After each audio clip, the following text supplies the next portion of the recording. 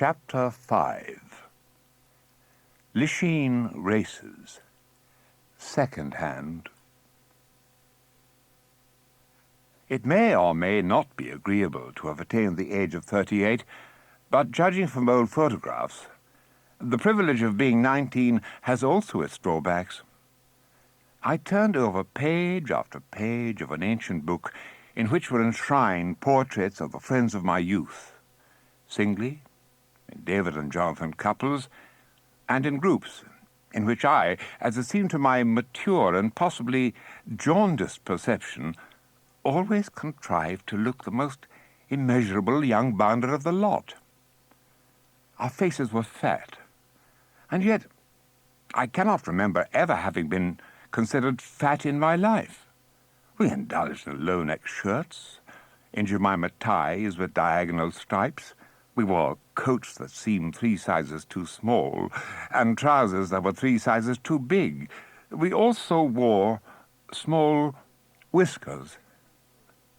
I stopped at last at one of the David and Jonathan memorial portraits.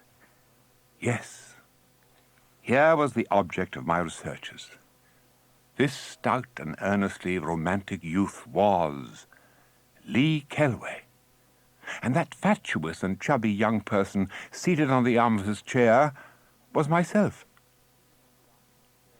Lee Kelway was a young man ardently believed in by a large circle of admirers, headed by himself and seconded by me, and for some time after I had left Morden for Sandhurst, I maintained a correspondence with him on large and abstract subjects.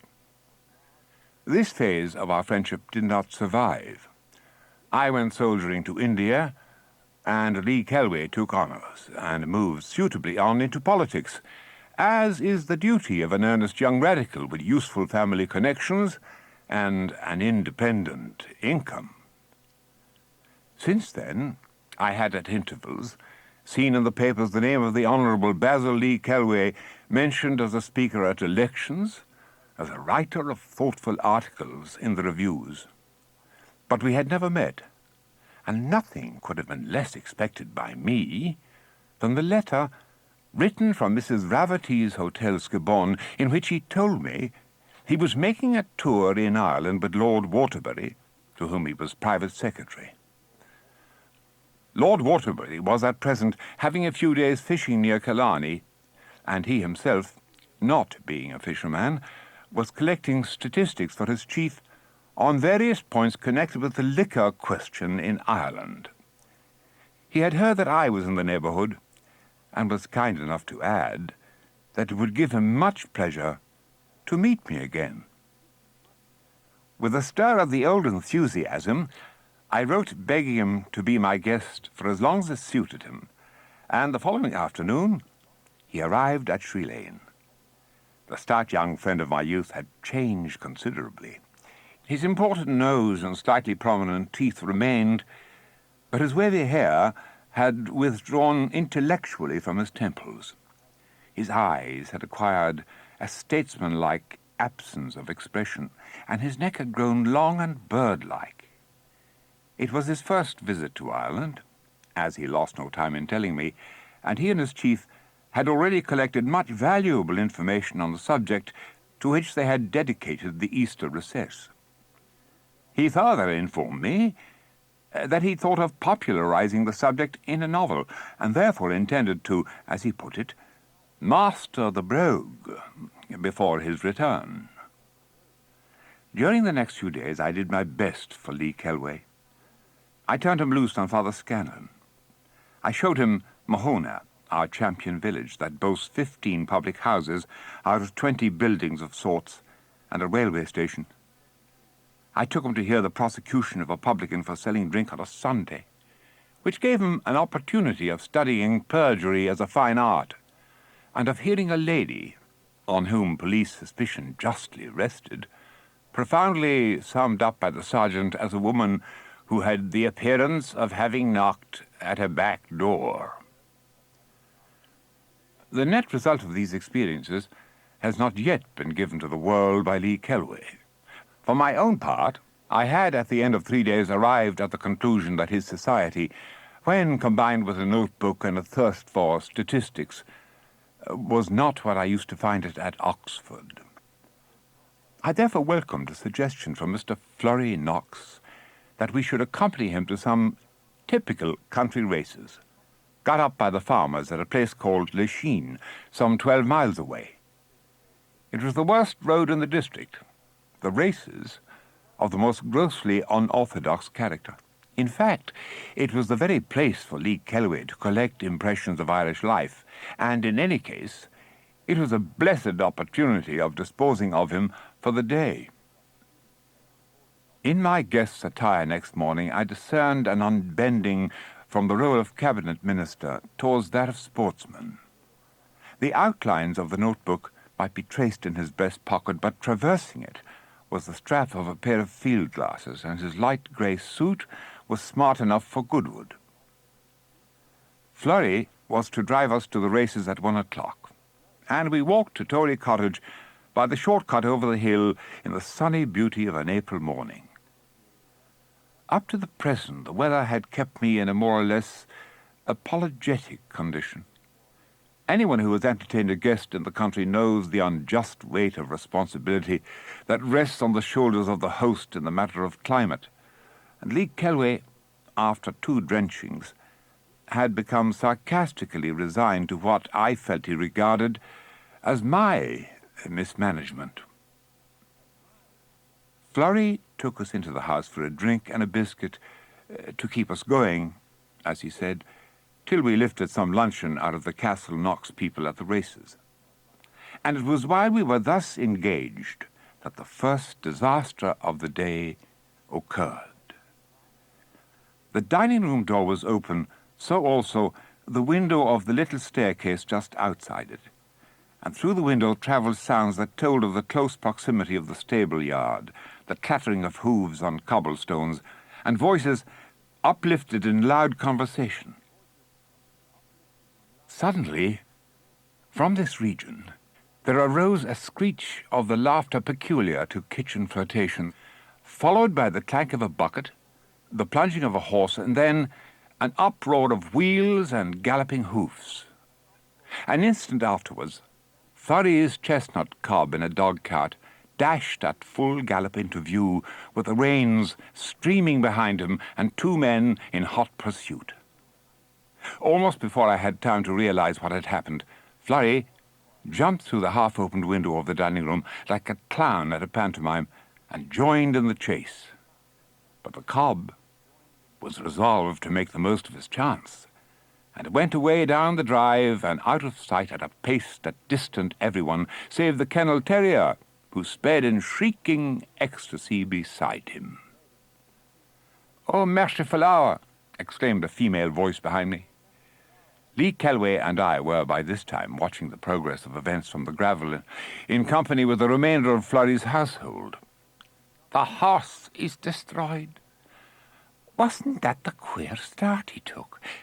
And all in the world I'd done was to slap a bucket of water at Michael out of the window, and 'twas himself got it in place of Michael." "You never ate another bit, Bridgie Donegan," replied the cook with the exulting pessimism of her kind. "The master'll have your life." Both speakers shouted at the top of their voices, probably because in spirit they had still followed afar the flight of the cob. Lee Kellaway looked serious as we walked on down the drive. I almost dared to hope that a note on the degrading oppression of Irish retainers was shaping itself. Before we reached the bend of the drive, the rescue party was returning with the fugitive, all with the exception of the kennel terrier, looking extremely gloomy. The cob had been confronted by a wooden gate, which he had unhesitatingly taken in his stride, landing on his head on the farther side, with the gate and the cart on top of him, and had risen with a lame foreleg, a cut on his nose, and several other minor wounds. "You'd think the brute had been fighting the cats with all the scratches and scrapes he has on him," said Flurry, casting a vengeful eye at Michael. and one shaft's broken, and so is the dashboard. I haven't another horse in the place. They're all out at grass. And so there's an end of the races. We all three stood blankly on the hall-door steps and watched the wreck of the trap being trundled up the avenue. "I'm very sorry you're done out of your sport," said Florrie to Lee Kelway in tones of deplorable sincerity. "Perhaps, as there's nothing else to do, you'd like to see the hounds." I felt for Florrie, but of the two I felt more for Lee Kelway, as he accepted this alleviation. He disliked dogs, and held the newest views on sanitation, and I knew what Florrie's kennels could smell like. I was lighting a precautionary cigarette when we caught sight of an old man riding up the drive. Florrie stopped short. "Hold on a minute," he said. "Here's an old chap that often brings me horses for the kennels. I must see what he wants." The man dismounted and approached Mr. Knox, hat in hand, towing after him a gaunt and ancient black mare with a big knee. "Well, Barrett," began Florrie, surveying the mare with his hands in his pockets, "I'm not giving the hounds meat this month, or only very little." "Ha, Master Florrie," answered Barrett, "it's you that's pleasant. Is it give the like of this one for the dogs to eat? She's a valuable, strong young mare, no more than 16 years of age, and you'd sooner be looking at her going under a sidecar than eating your dinner." "There isn't as much meat in her as it'd fatten a jackdaw," said Florrie, clinking the silver in his pockets as he searched for a matchbox. What are you asking for?" The old man drew cautiously up to him. "Master Florrie," he said solemnly, "I'll sell her to your honour for £5, and she'll be worth 10 after you've give her a month's grass." Florrie lit his cigarette. Then he said imperturbably, "I'll give you 7 shillings for her." Old Barrett put on his hat in silence, and in silence buttoned his coat, and took hold of the stirrup leather. Florrie remained immovable. "Master Florrie," said old Barrett suddenly, with tears in his voice, "you must make it 8, sir." "Michael," called out Florrie with apparent irrelevance, "run up to your father's and ask him, would he lend me a loan of his sidecar?" Half an hour later we were, improbable as it may seem, on our way to LISHEEN races. We were seated upon an outside car of immemorial age, whose joints seemed to open and close again as it swung in and out of the ruts, whose tattered cushions stank of rats and mildew, whose wheels staggered and rocked like the legs of a drunken man. Between the shafts jogged the latest addition to the kennel larder, the 8-shilling mare. Florrie sat on one side and kept her going at a rate of not less than 4 miles an hour. Lee Kelway and I held on to the other. "She'll get us as far as Lynch's anyway," said Florrie, abandoning his first contention that she could do the whole distance as he pulled her onto her legs after her 15th stumble. "And he'll lend us some sort of a horse, if it was only a mule." "Do you notice that these cushions are very damp?" said Lee Kelway to me in a hollow undertone. "Small blame to them if they are," replied Florrie. "I've no doubt but they were out under the rain all day yesterday at Mrs. Hurley's funeral." Lee Kelway made no reply, but he took his notebook out of his pocket and sat on it. We arrived at Lynch's at a little past 3, and were there confronted by the next disappointment of this disastrous day. The door of Lynch's farmhouse was locked, and nothing replied to our knocking except a puppy, who barked hysterically from within. "All gone to the races," said Florrie philosophically, picking his way round the manure heap. "The matter? Here's the filly in the shed here. I know he's had her under a car." An agitating 10 minutes ensued, during which Lee Kelway and I got the 8-shilling mare out of the shafts and the harness, and Florrie, with our inefficient help, crammed the young mare into them. As Florrie had stated that she had been driven before, I was bound to believe him, but the difficulty of getting the bit into her mouth was remarkable, and so also was the crab-like manner in which she sidled out of the yard, with Florrie and myself at her head, and Lee Kelway hanging on to the back of the car to keep it from jamming in the gateway. "Sit up on the car now," said Florrie, when we got out onto the road. "I lead her on a bit. She's been ploughed anyway. One side of her mouth's as tough as a gad." Lee Kelway threw away the wisp of grass with which he had been cleaning his hands and mopped his intellectual forehead. He was very silent.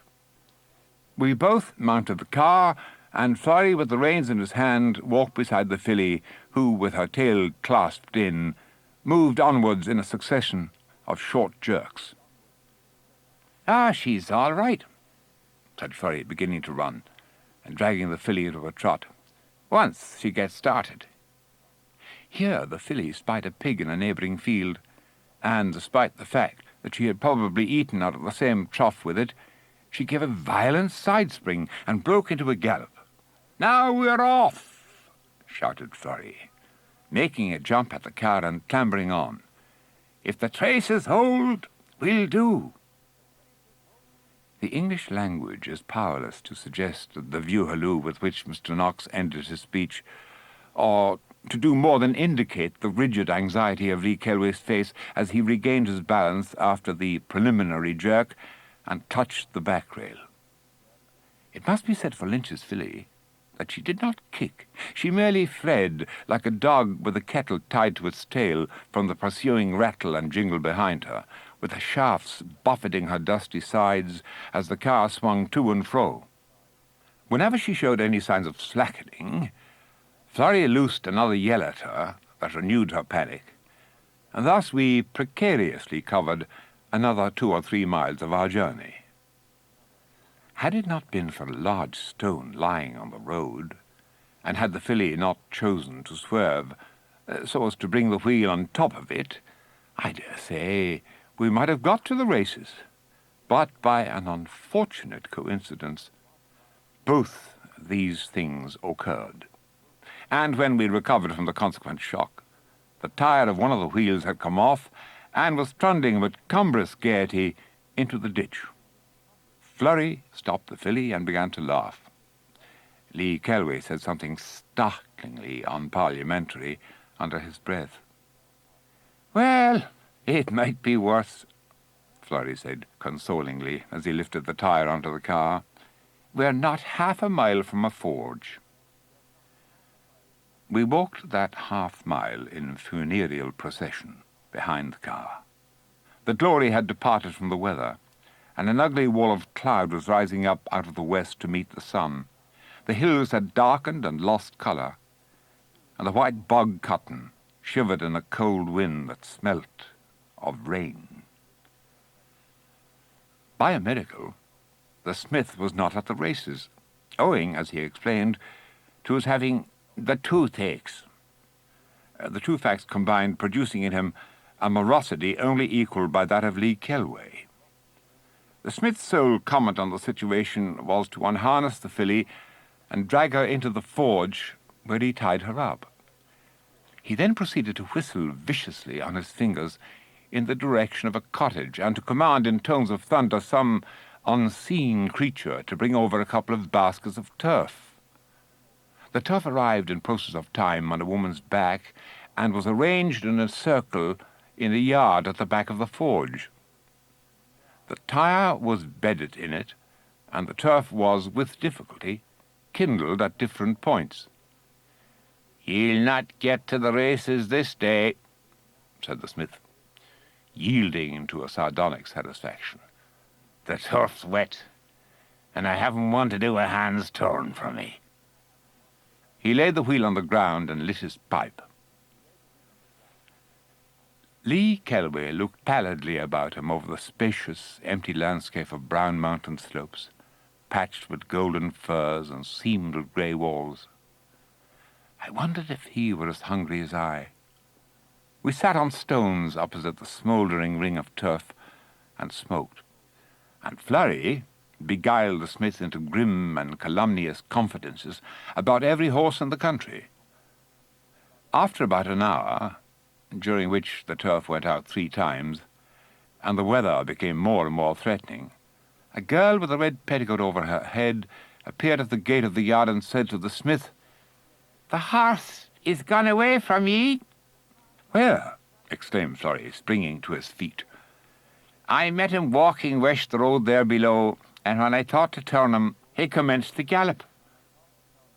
"Pull her head out of the headstall," said Florrie after a rapid survey of the forge.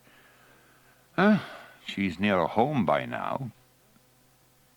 It was at this moment that the rain began. The situation could scarcely have been better stage-managed. After reviewing the position, Florrie and I decided that the only thing to do was to walk to a public house a couple of miles further on, feed there if possible, hire a car, and go home. It was an uphill walk, with mild, generous raindrops striking thicker and thicker on our faces. No one talked, and the grey clouds crowded up from behind the hills like billows of steam. Lee Kelway bore it all with egregious resignation. I cannot pretend that I was at heart sympathetic, but by virtue of being his host, I felt responsible for the breakdown, for his light suit, for everything, and divined his sentiment of horror at the first sight of the public house. It was a long, low cottage with a line of dripping elm trees overshadowing it, empty cars and carts round its door, and a babble from within made it evident that the racegoers were pursuing a gradual homeward route. The shop was crammed with steaming countrymen, whose loud, brawling voices, all talking together, roused my English friend to his first remark since we had left the forge. "Surely, Yeates, we're not going into that place," he said severely.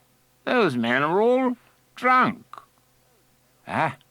Nothing to signify," said Florrie, plunging in and driving his way through the throng like a plough. "Here, Mary Kate," he called to the girl behind the counter. "Tell your mother we want some tea and bread and butter in the room inside." The smell of bad tobacco and spilt porter was choking. We worked our way through it after him towards the end of the shop, intersecting at every hand discussions about the races. "Tom was very nice.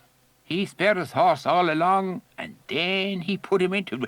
Well, at Goggins Corner, the 3rd horse was before the 2nd, but he was going, waking himself. I tell you, the mare had the hind leg fashed in the fore. Clancy was dipping in the saddle. 'Twas a damn nice race, whatever." We gained the inner room at last, a cheerless apartment, adorned with sacred pictures, a sewing machine, and an array of supplementary tumblers and wine-glasses. But at all events, we had it so far to ourselves. At intervals during the next half hour, Mary Kate burst in with cups and plates, cast them on the table and disappeared. But of food there was no sign.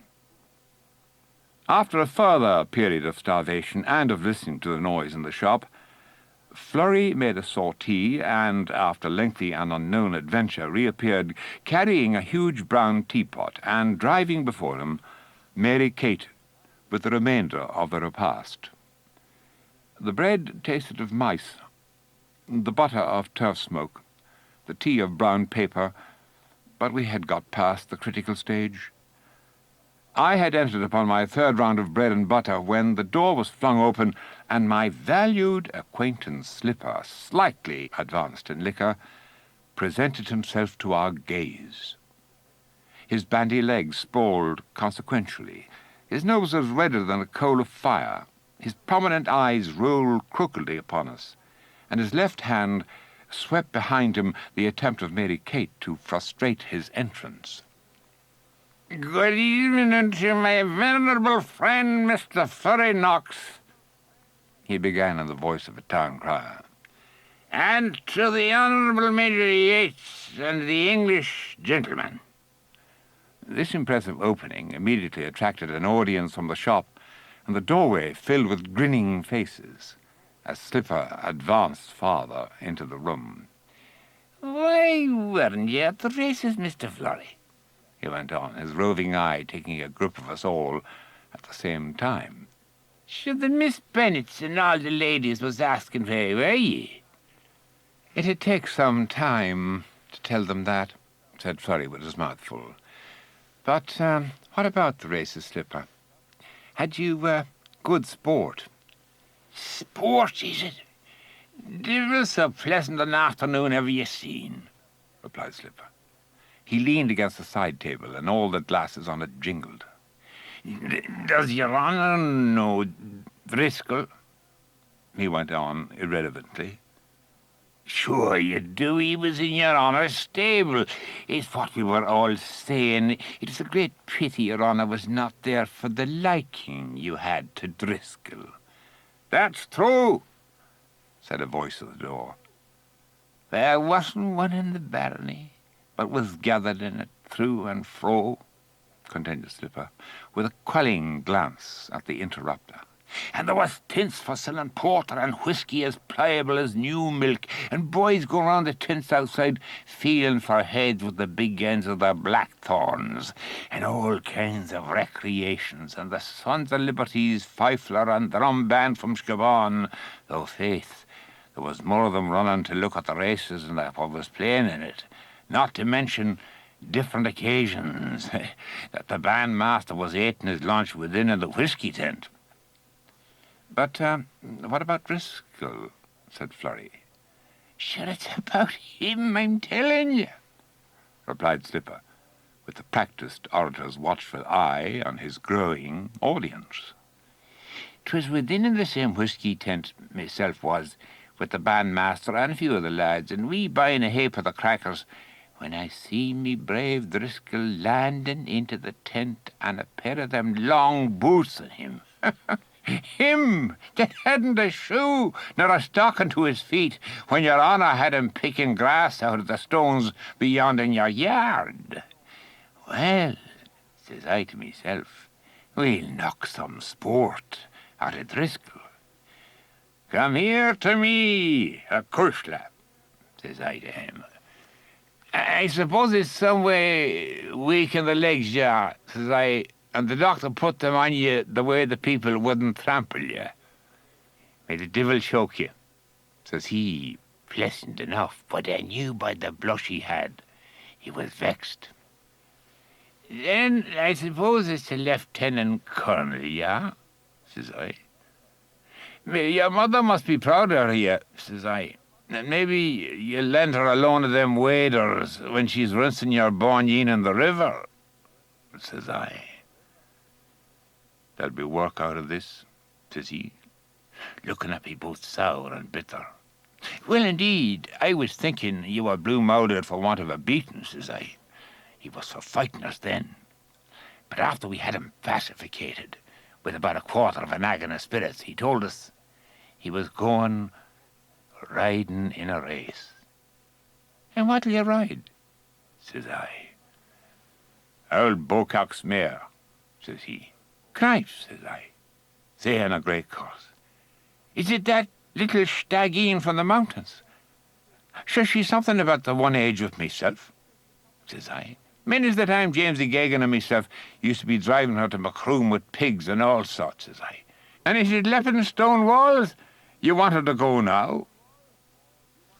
Faith, there's walls and every variety of obstacle in it, says he. It'll be the best of your play, so, says I, to leg it away home out of this. And who'll ride her so, says he. Let the devil ride her, says I. Lee Kelway, who had been leaning back, seemingly half asleep, obeyed the hypnotism of Slipper's gaze and opened his eyes. That was now all the conversation that passed between himself and myself, resumed Slipper.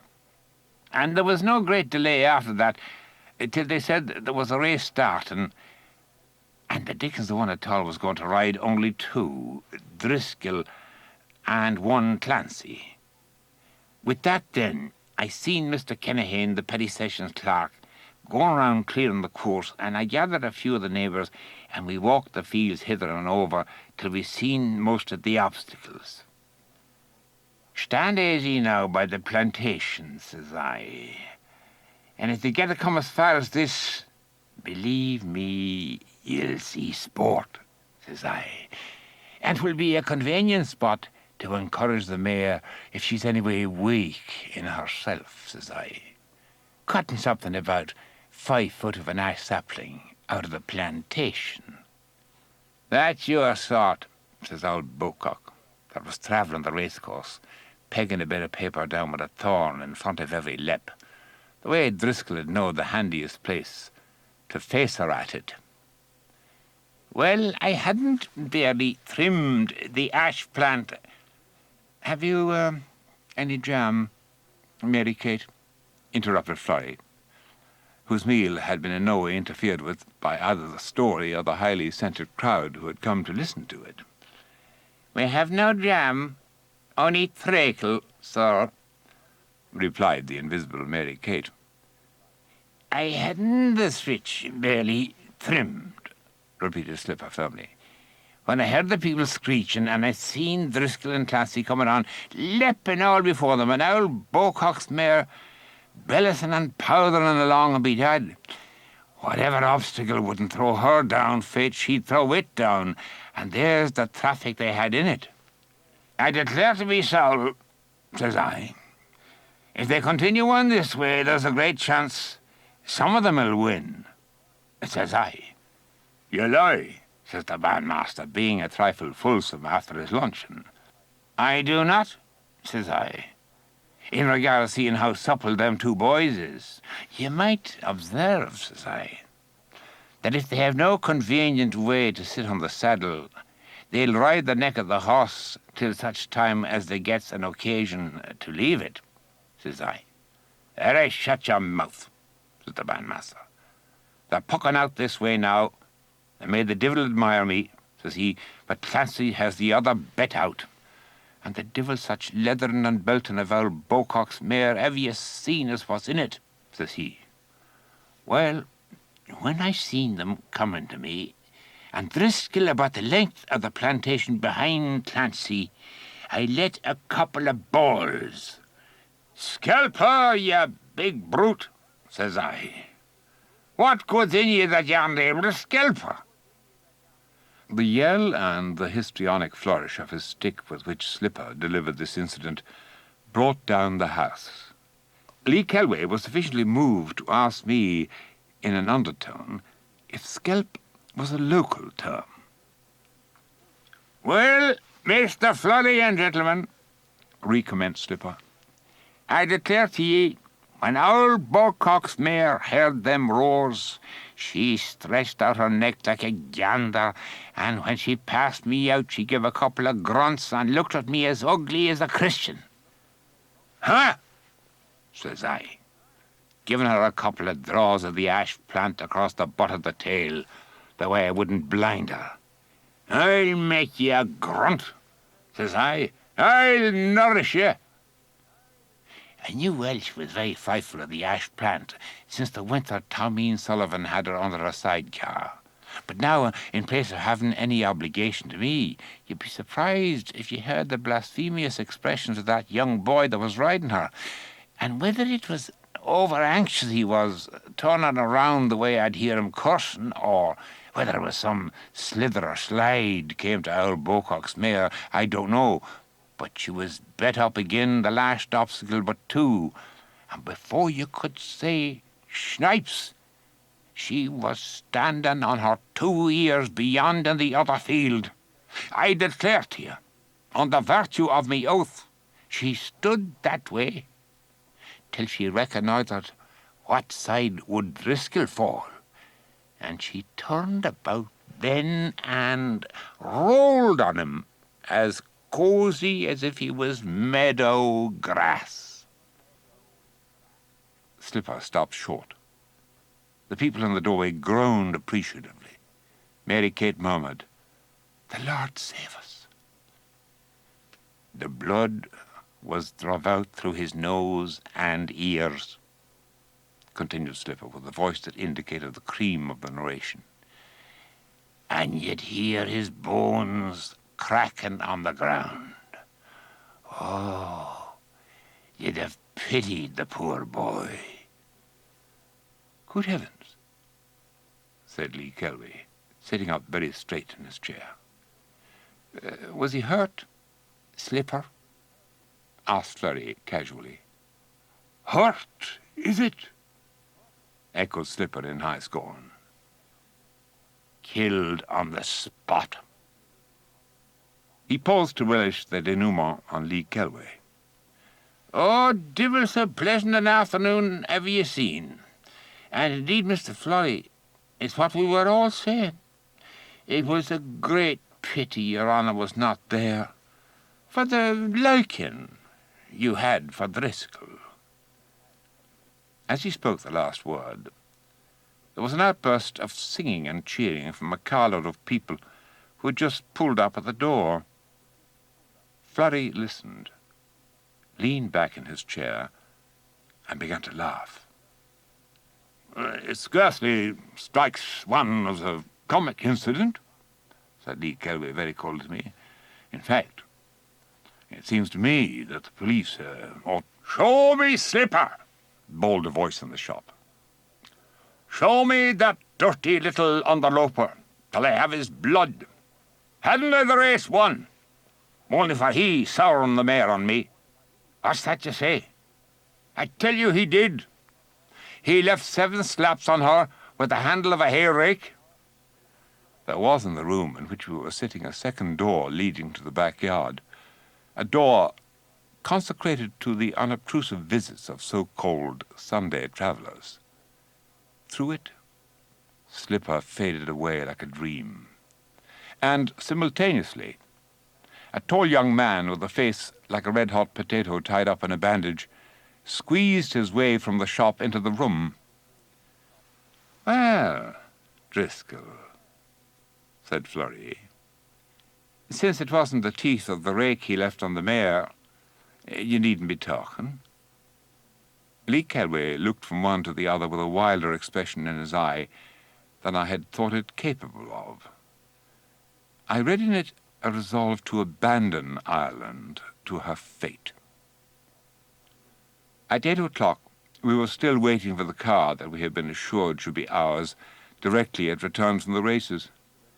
At 8:30, we had adopted the only possible course that remained, and accepted the offers on the laden cars that were returning to Scobon, and I presently was gratified by the spectacle of my friend Lee Kelway wedged between a roulette table and its proprietor on one side of a car, with Driscoll and Slipper mysteriously reconciled and excessively drunk, seated locked in each other's arms on the other.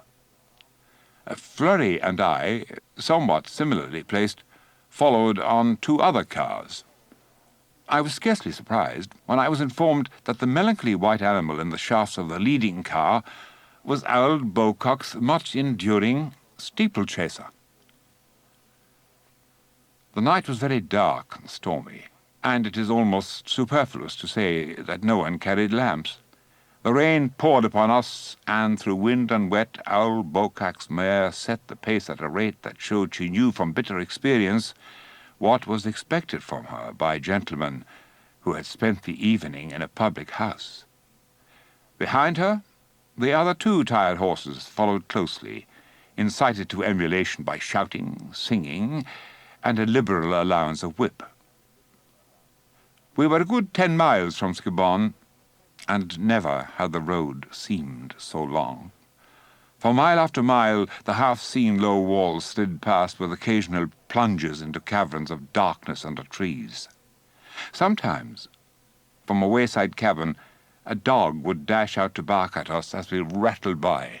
Sometimes our cavalcade swung aside to pass with yells and counter-yells, crawling cars filled with other belated racegoers. I was nearly wet through, even though I received considerable shelter from a Skibbon publican who slept heavily and irrepressibly on my shoulder.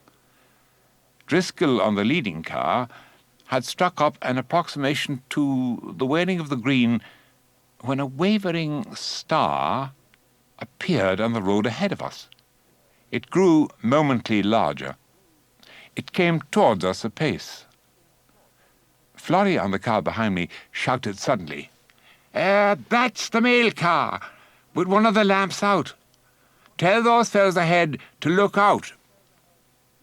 But the warning fell on deaf ears.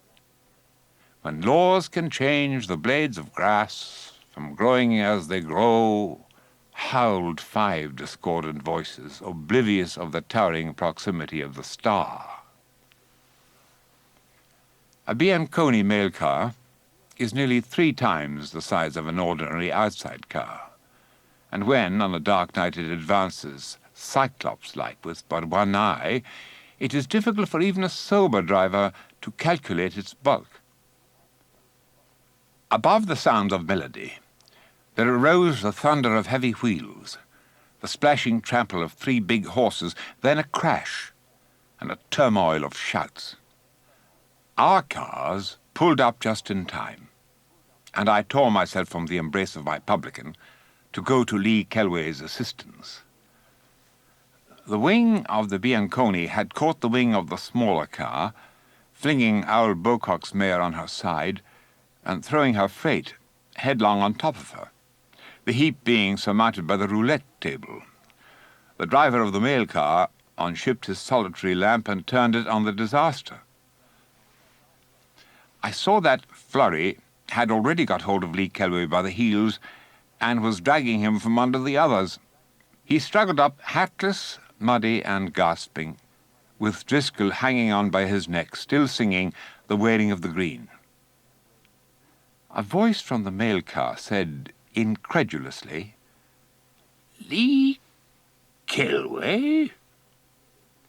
A spectacled face glared down upon him from under the dripping spikes of an umbrella. It was the Right Honourable, the Earl of Waterbury, Lee Kelway's chief, returning from his fishing excursion. Meanwhile, Slipper in the ditch did not cease to announce that "Divil so pleasant an afternoon never you seen as what was in it."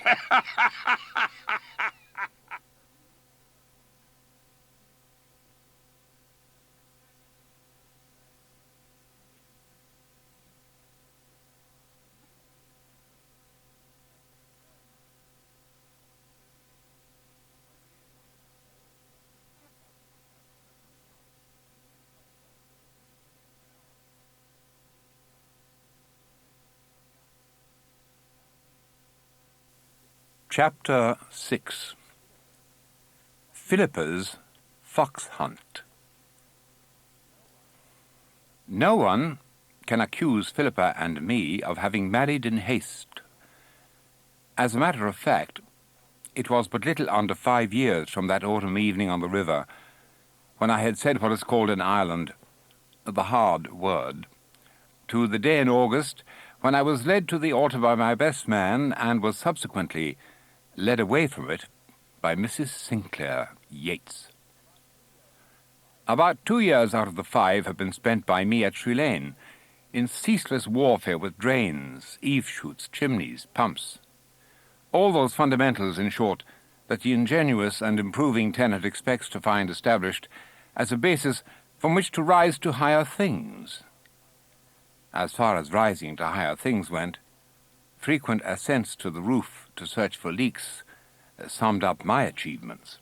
In fact, I suffered so general a shrinkage of my ideals that the triumph of making the hall doorbell ring blinded me to the fact that the rat holes in the hall floor were nailed up with pieces of tin biscuit boxes, and that the casual visitor could, instead of leaving a card, have easily written his name in the damp on the walls.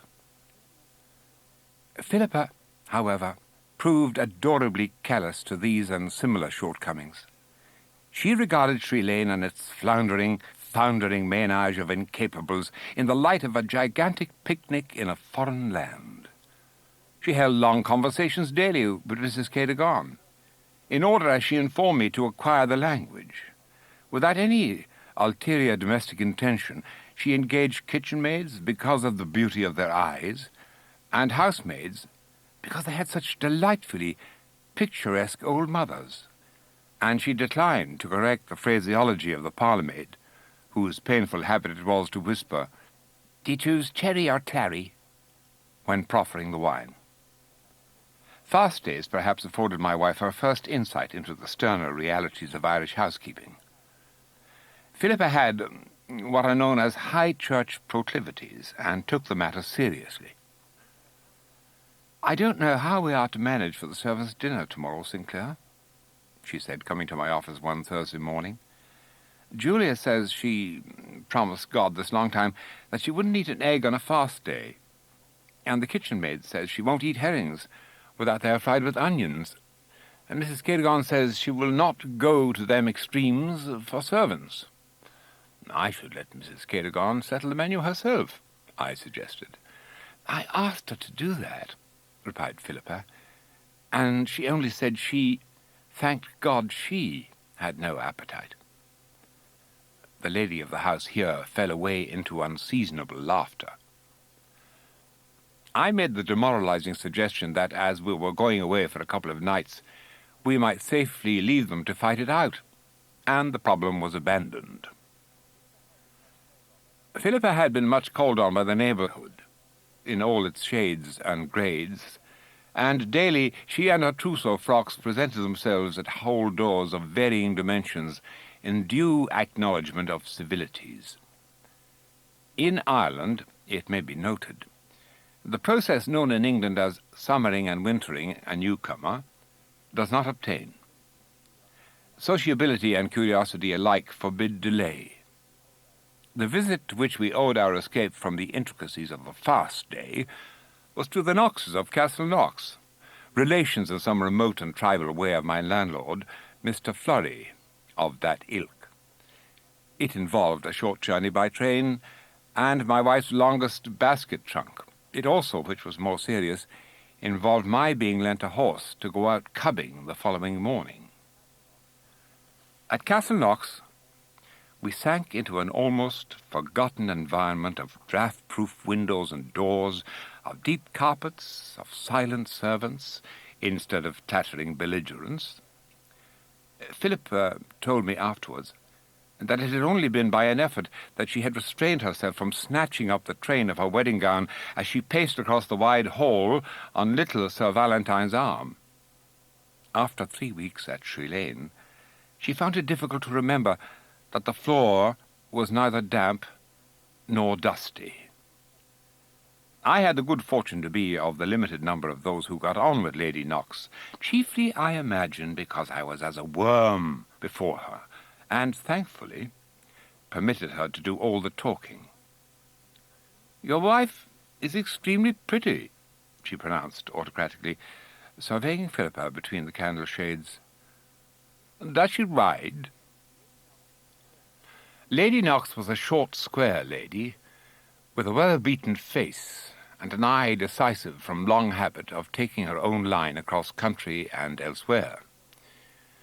She would have made a very imposing little coachman, and would have caused her stable helpers to rue the day they had the presumption to be born. It struck me that Sir Valentine sometimes did so. "I'm glad you like her looks," I replied, "as I fear you will find her thoroughly despicable otherwise. For one thing, she not only can't ride, but she believes that I can." "Oh, come, you're not as bad as all that," my hostess was good enough to say. "I'm going to put you up on Sorcerer tomorrow, and we'll see you at the top of the hunt, if there is one. That young Knox hasn't a notion how to draw these woods." "Well, the best run we had last year out of this place was with Florry's hounds," stuck in Miss Sally, sole daughter of Sir Valentine's house and home, from our place halfway down the table. It was not difficult to see that she and her mother held different views on the subject of Mr. Flurry Knox.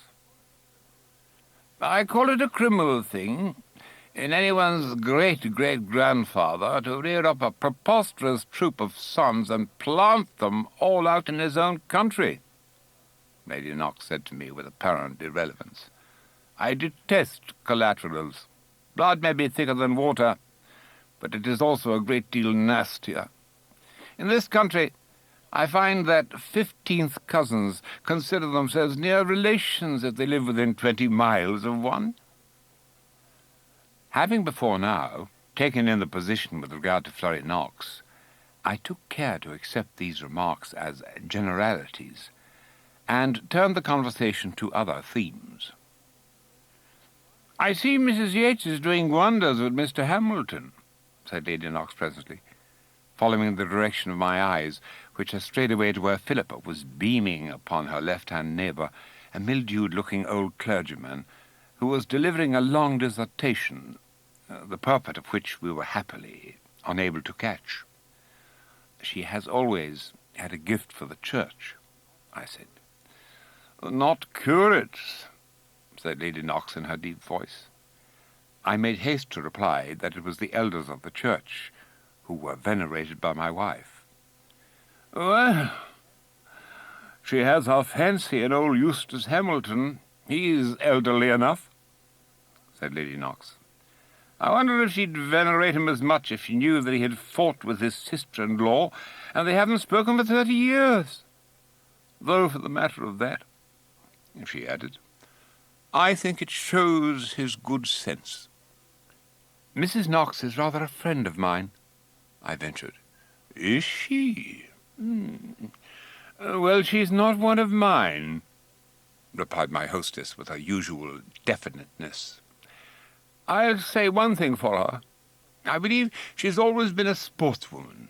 She is very rich, you know, and they say she only married old Badger Knox to save his hounds for being sold to pay his debts, and then she took the horn from him and hunted them herself. Has she been rude to your wife yet? No? Oh, well, she will. It's a mere question of time. She hates all English people. You know the story they tell of her.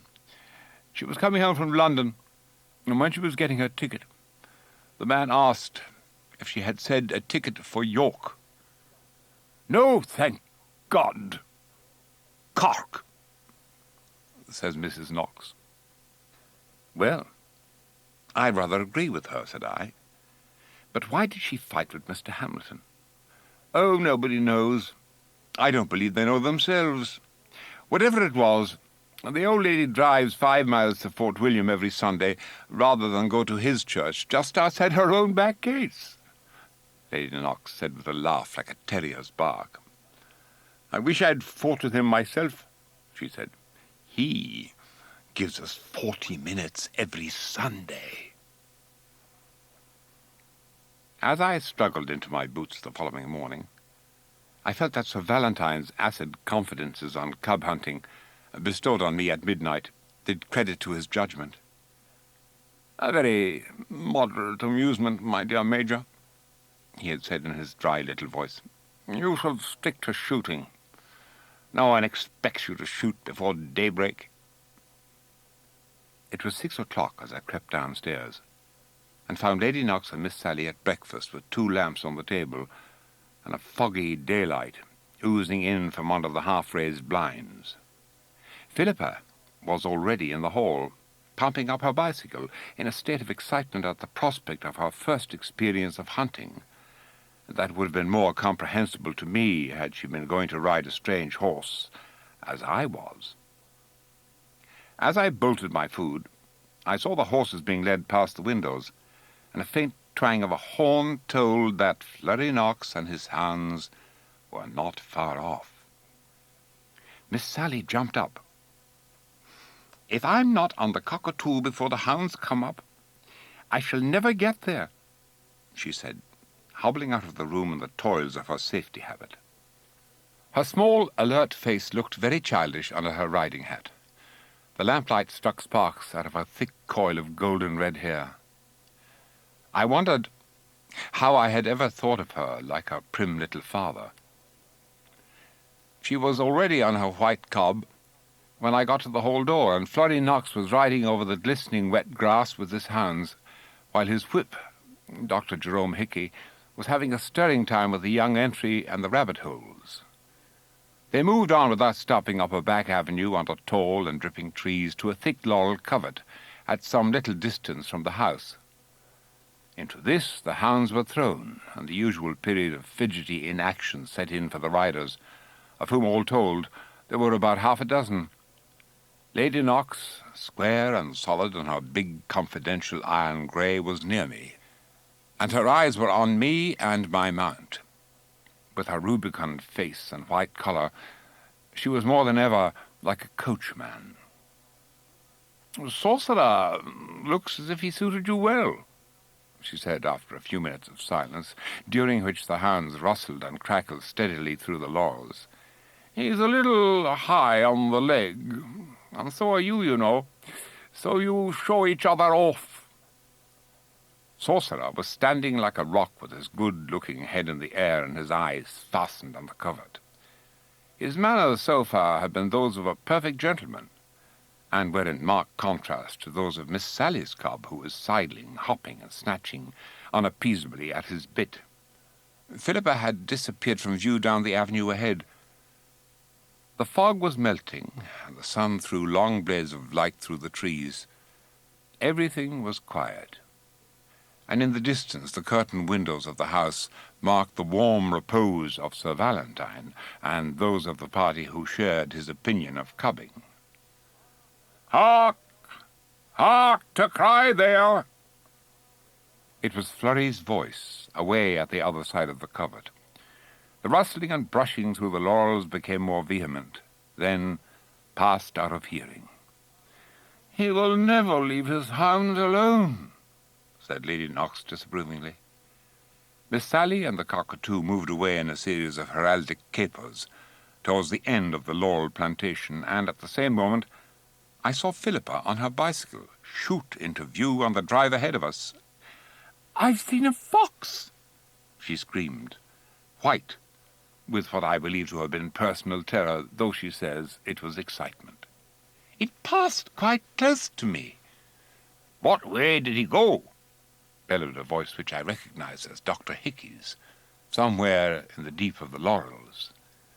"Down the drive," returned Philippa, with a peahen quality in her tones with which I was quite unacquainted. An electrifying screech of "Gone away!" was projected from the laurels by Dr. Hickey. "Gone away!" chanted Florrie's horn at the top of the covert. "This is what he calls cubbing," said Lady Knox. "A mere farce." But nonetheless, she loosed her sedate monster into a canter. Sorcerer got his hind legs under him and hardened his crest against the bit as we all hustled along the drive after the flying figure of my wife. I knew very little about horses, but I realized that even with the hounds tumbling hysterically out of the covert, Sorcerer comported himself with the manners of the best society. Up a side road I saw Florrie Knox opening half a gate and cramming through it. In a moment we also had crammed through, and the turf of a pasture field was under our feet. Dr. Hickey leaned forward and took hold of his horse. I did likewise, with the trifling difference that my horse took hold of me, and I steered for Florrie Knox with single-hearted purpose, the hounds, already a field ahead, being merely an exciting and noisy accompaniment of this endeavour. A heavy stone wall was the first occurrence of note. Florrie chose a place where the top was loose, and his clumsy-looking brown mare changed feet on the rattling stones like a fairy. Sorcerer came at it, tense and collected, as a bow at full stretch, and sailed steeply into the air. I saw the wall far beneath me, with an unsuspected ditch on the far side, and I felt my hat following me at the full stretch of its guard as we swept over it. Then, with a long slant, we descended to earth some 16 feet from where we had left it, and I was possessor of the gratifying fact that I had achieved a good-sized fly and had not perceptibly moved in my saddle. Subsequent disillusioning experiences taught me that but few horses jump like Sorcerer so gallantly, so sympathetically, and with such supreme mastery of the subject. But nonetheless, the enthusiasm that he imparted to me has never been extinguished, and that October morning ride revealed to me the unsuspected intoxication of fox hunting. Behind me, I heard the scrabbling of the cockatoo's little hoofs among the loose stone, and Lady Knox, galloping on my left, jerked a maternal chin over her shoulder to mark her daughter's progress. For my part, had there been an entire circus behind me, I was far too much occupied with ramming on my hat and trying to hold Sorcerer to have looked round, and all my spare faculties were devoted to steering for Flurry, who had taken a right-handed turn, and was at that moment surmounting a bank of uncertain and briary aspect. I surmounted it also, with the swiftness and simplicity for which the Quaker's methods of bank-jumping had not prepared me, and 2 or 3 fields, traversed at the same steeplechase pace, brought us to a road, and to an abrupt check. There, suddenly, were the hounds, scrambling in baffled silence down into the road from the opposite bank, to look for the line they had overrun, and there, amazingly, was Philippa, engaged in excited converse with several men with spades over their shoulders. "Did you see the fox, boys?" shouted Flurry, addressing the group. We did," cried my wife and her friends in chorus. "He ran up the road." "We'd be badly off without Mrs. Yeates," said Flurry, as he whirled his mare round and clattered up the road with a hustle of hounds after him. It occurred to me, as forcibly as any mere earthly thing can occur to those who are wrapped in sublimities of a run, that for a young woman who had never before seen a fox out of a cage at the zoo, Philippa was taking to hunting very kindly. Her cheeks were a most brilliant pink. Her blue eyes shone. "Oh, Sinclair!" she exclaimed. "They say he's going for Orsolas, and there's a road I can ride all the way." "Ye can, miss, so we'll show you," chorused her cortege. Her foot was on the pedal, ready to mount. Decidedly, my wife was in no need of assistance from me. Up the road a hound gave a yelp of discovery and flung himself over a stile into the fields. The rest of the pack went squealing and jostling after him, and I followed Flurry over one of those infinitely varied directions pleasantly termed gaps in Ireland. On this occasion, the gap was made of 3 razor-edged slabs of slate, leaning against an iron bar, and Sorcerer conveyed to me his thorough knowledge of the matter by a lift of his hind quarters that made me feel as if I were being skilfully kicked downstairs. And to what extent I looked it I cannot say, nor providentially can Philippa, as she had already started. I only know that undeserved good luck restored to me my stirrup before Sorcerer got away with me in the next field. What followed was, I am told, a very fast 15 minutes. For me, time was not. The empty fields rushed past uncounted.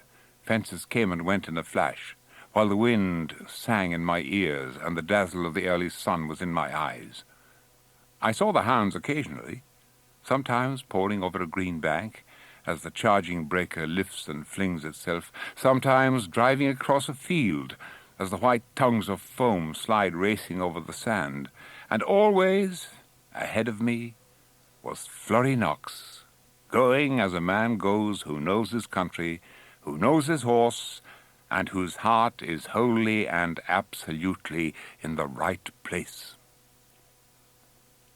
Do what I would, Sorcerer's implacable stride carried me closer and closer to the brown mare till, as I thundered down the slope of a long field, I was not 20 yards behind Flurry.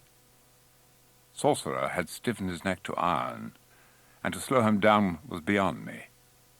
But I fought his head away to the right, and found myself coming hard and steady at a stone-faced bank with broken ground in front of it. Flurry bore away to the left, shouting something that I did not understand. That Sorcerer shortened his stride at the right moment was entirely due to his own judgment. Standing well away from the jump, he rose like a stag out of the tussocky ground, and as he swung my 12-stone 6 into the air, the obstacle revealed itself to him and me as consisting not of one bank, but of two, and between the two lay a deep grassy lane, half choked with furze. I have often been asked to state the width of the boreen, and can only reply that in my opinion it was at least 18 feet. Flurry Knox and Dr. Hickey, who did not jump it, say that it was not more than 5. What Sorcerer did with it I cannot say. The sensation was of a towering flight with a kick-back in it, a biggish drop, and a landing on C-springs still on the downhill grade. That was how one of the best horses in Ireland took one of Ireland's most ignorant riders over a very nasty place. A sombre line of firwood lay ahead, rimmed with a grey wall, and in another couple of minutes we had pulled up on the Ossilas road and were watching the hounds struggling over the wall into Ossilas domain. "No hurry now," said Flurry, turning in his saddle to watch the cockatoo jump into the road. "He's to ground in the big earth inside. Well, Major, it's well for you that's a big jumped horse. I thought you were a dead man a while ago when you faced him at the boreen." I was disclaiming intention in the matter when Lady Knox and the others joined us. "I thought you told me your wife was no sportswoman," she said to me, critically scanning Sorcerer's legs for cuts the while. "But when I saw her a minute ago she had abandoned her bicycle and was running across country like—" "Look at her now," interrupted Miss Sally. "Oh! Oh!"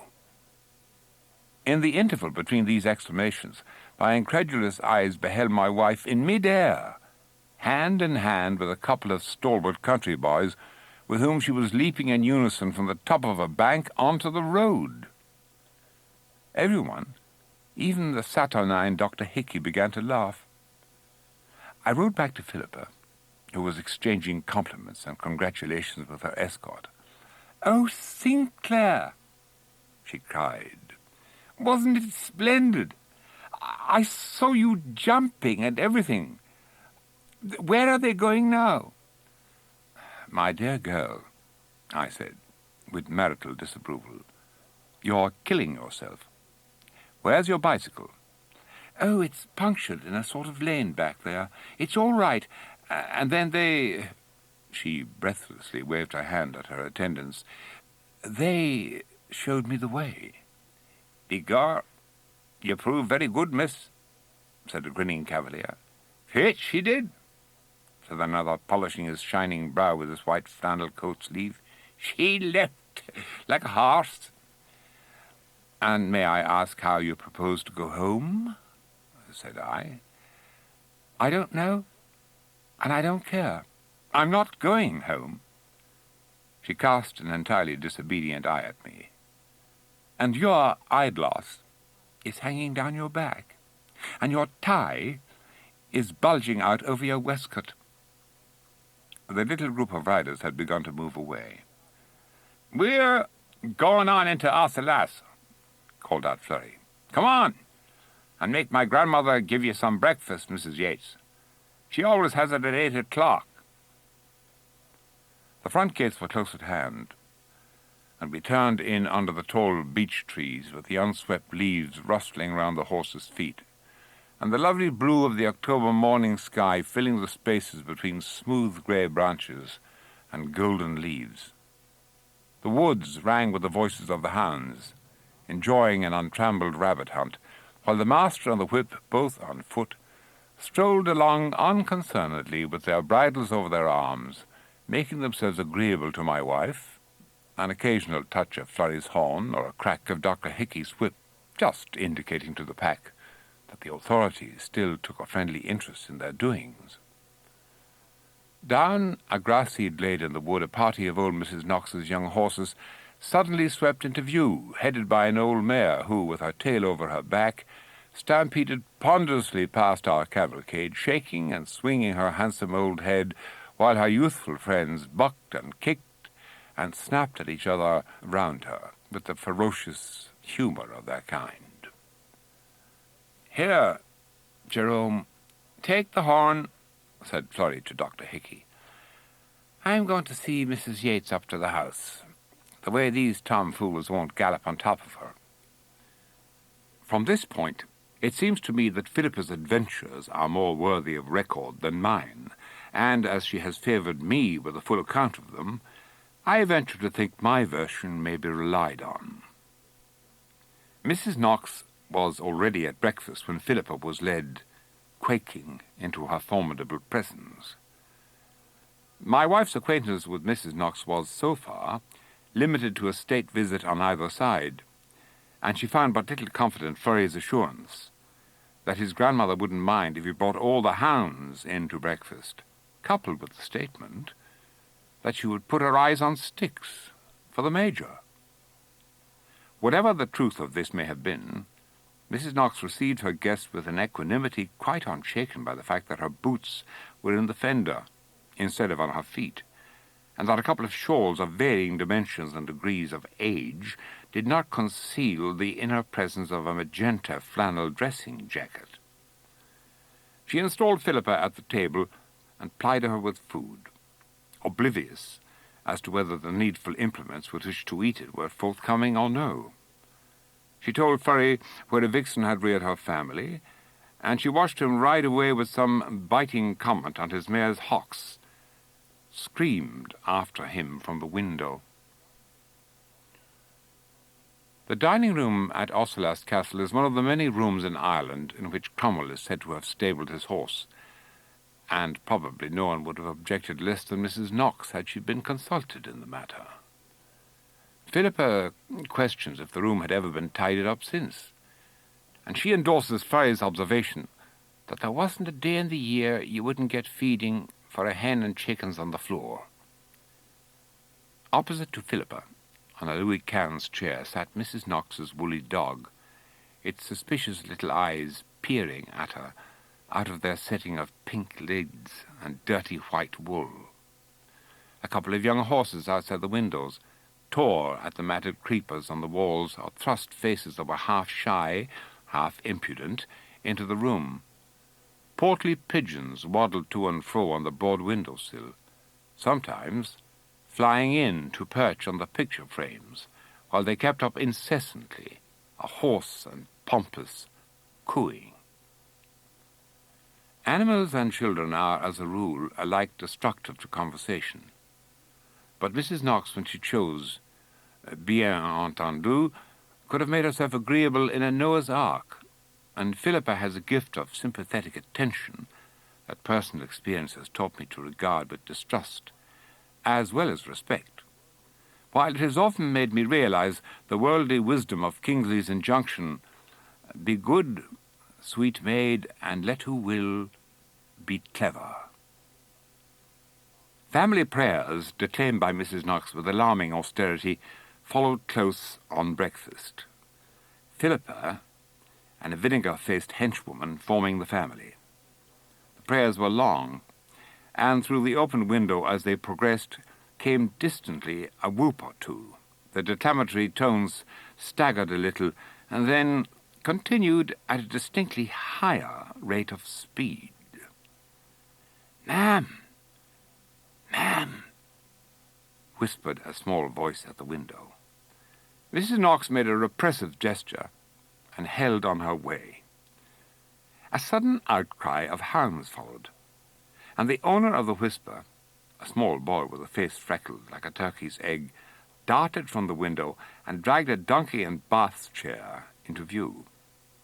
Philippa admits to having lost the thread of the discourse, but she thinks that the amen that immediately ensued can hardly have come in its usual place. Mrs. Knox shut the book abruptly, scrambled up from her knees and said, "They've found!" In a surprisingly short space of time, she had added to her attire her boots, a fur cape, and a garden hat, and was in the bath chair, the small boy stimulating the donkey with the success peculiar to his class, while Philippa hung on behind. The woods of Ossilas are hilly and extensive, and on that particular morning it seemed that they held as many foxes as hounds. In vain was the horn blown and the whips cracked. Small rejoicing parties of hounds, each with a fox of its own, scoured to and fro. Every labourer in the vicinity had left his work, and was sedulously heading every fox with yells that would have befitted a tiger hunt, and sticks and stones when occasion served. "Will I pull out as far as the big rhododendron, ma'am?" inquired the small boy. "I seen 3 of the dogs go in it, and they're yowling." "You will," said Mrs. Knox, thumping the donkey on the back with her umbrella. "Here, Jeremiah Regan, come down out of that with that pitchfork. Do you want to kill the fox, you fool?" I do not, Your Honour, ma'am," responded Jeremiah Regan, a tall young countryman, emerging from a bramble brake. "Did you see him?" said Mrs. Knox eagerly. "I seen himself and his 10 pups drinking below at the lake here yesterday, Your Honour, ma'am, and he as big as a chestnut horse," said Jeremiah. "Pho! Yesterday," snorted Mrs. Knox. "Go on to the rhododendrons, Johnny." The party, reinforced by Jeremiah and the pitchfork, progressed at a high rate of speed along the shrubbery path, encountering en route Lady Knox, stooping onto her horse's neck under the sweeping branches of the laurels. "Your horse is too high for my coverts, Lady Knox," said the lady of the manor, with a malicious eye at Lady Knox's flushed face and dinged hat. "I'm afraid you will be left behind like Absalom when the hounds go away." "As they never do anything here but hunt rabbits," retorted her ladyship, "I don't think that's likely." Mrs. Knox gave her donkey another whack and passed on. "Rabbits, my dear," she said scornfully to Philippa. "That's all she knows about it. I declare it disgusts me to see a woman of that age making such a Judy of herself. Ha! Rabbits indeed." Down in the thicket of rhododendron, everything was very quiet for a time. Philippa strained her eyes in vain to see any of the riders. The horn blowing and the whip cracking passed on almost out of hearing. Once or twice, a hound worked through the rhododendrons, glanced at the party, and hurried on, immersed in business. All at once, Johnny, the donkey boy, whispered excitedly, "Look at he! Look at he!" and pointed to a boulder of grey rock that stood out among the dark evergreens. A big yellow cub was crouching on it. He instantly slid into the shelter of the bushes, and the irrepressible Jeremiah, uttering a rending shriek, plunged into the thicket after him. 2 or 3 hounds came rushing at the sound, and after this, Philippa says, she finds some difficulty in recalling the proper order of events, chiefly, she confesses, because of the wholly ridiculous tears of excitement that blurred her eyes. "We ran," she said. "We simply tore, and the donkey galloped, and as for that old Mrs. Knox, she was giving cracked screams to the hounds all the time, and they were screaming too, and then, somehow, we were all out on the road." What seems to have occurred was that 3 couple of hounds, Jeremiah Regan and Mrs. Knox's equipage amongst them, somehow hustled the cub out of Ossilas' domain and up onto a hill on the farther side of the road. Jeremiah was sent back by his mistress to fetch Florrie, and the rest of the party pursued a thrilling course along the road parallel with that of the hounds, who were hunting slowly through the gorse on the hillside. "Upon my honour and word, Mrs. Yeates, my dear, we have the hunt to ourselves," said Mrs. Knox to the panting Philippa, as they pounded along the road. "Johnny, do you see the fox?" "I do, ma'am," shrieked Johnny, who possessed the usual field-glass vision bestowed upon his kind. "Look at him, over right us on the hill above. Hi, the spotty dog have him. No, he's gone from him. Go on with that." This to the donkey with blows that sounded like the beating of carpets, and produced rather more dust.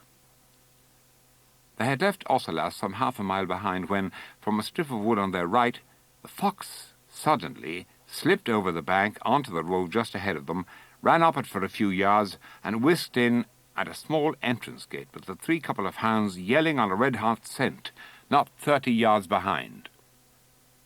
The bath-chair party whirled in at their heels.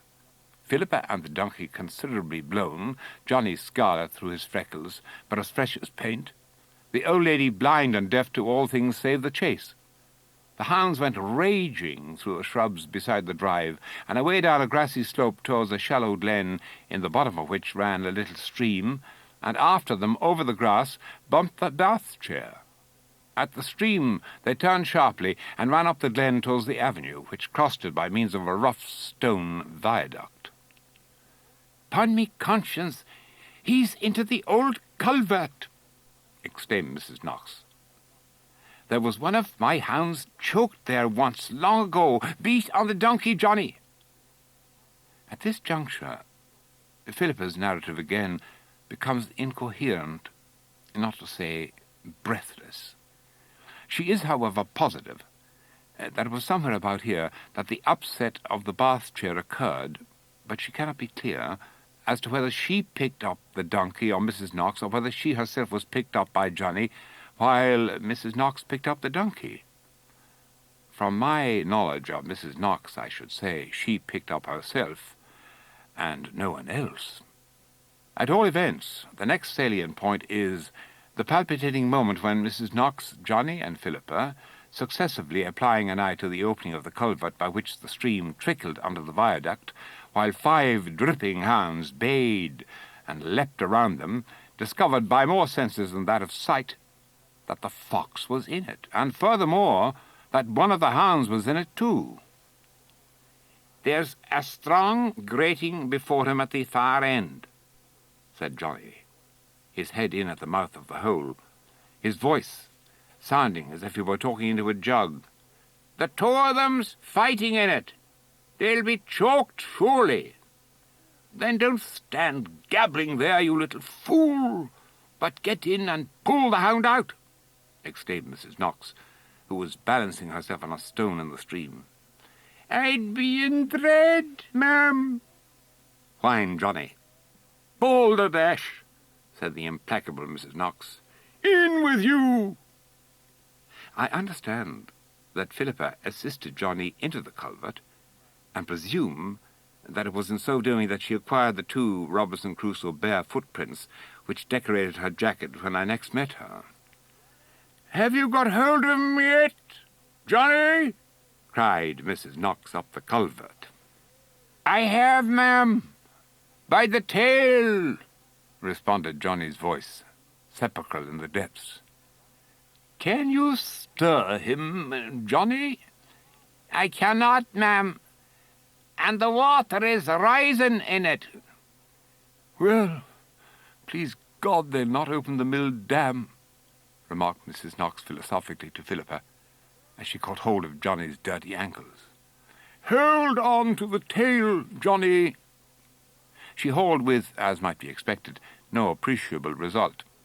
"Run, my dear, and look for somebody, and we'll have that fox yet." Philippa ran, whither she knew not, pursued by fearful visions of bursting mill dams and maddened foxes at bay. As she sped up the avenue, she heard voices, robust male voices in a shrubbery, and made for them. Advancing along an embowered walk towards her was what she took for one wild instant to be a funeral. A second glance showed her that it was a party of clergymen of all ages walking by twos and threes in the dappled shade of the overarching trees. Obviously, she had intruded her sacrilegious presence into a clerical meeting. She acknowledges that at this awe-inspiring spectacle she faltered, but the thought of Johnny, the hound and the fox suffocating, possibly drowning together in the culvert, nerved her. She does not remember what she said or how she said it, but I fancy she must have conveyed to them the impression that old Mrs. Knox was being drowned, as she immediately found herself heading a charge of the Irish Church towards the scene of disaster. Fate has not always used me well, but on this occasion it was mercifully decreed that I and the other members of the hunt should be privileged to arrive in time to see my wife and her rescue party precipitating themselves down the den. "Holy biddy!" ejaculated Furry. "Is she running a paper chase with all the parsons? But look, for pity's sake, will you look at my grandmother and my Uncle Eustace?"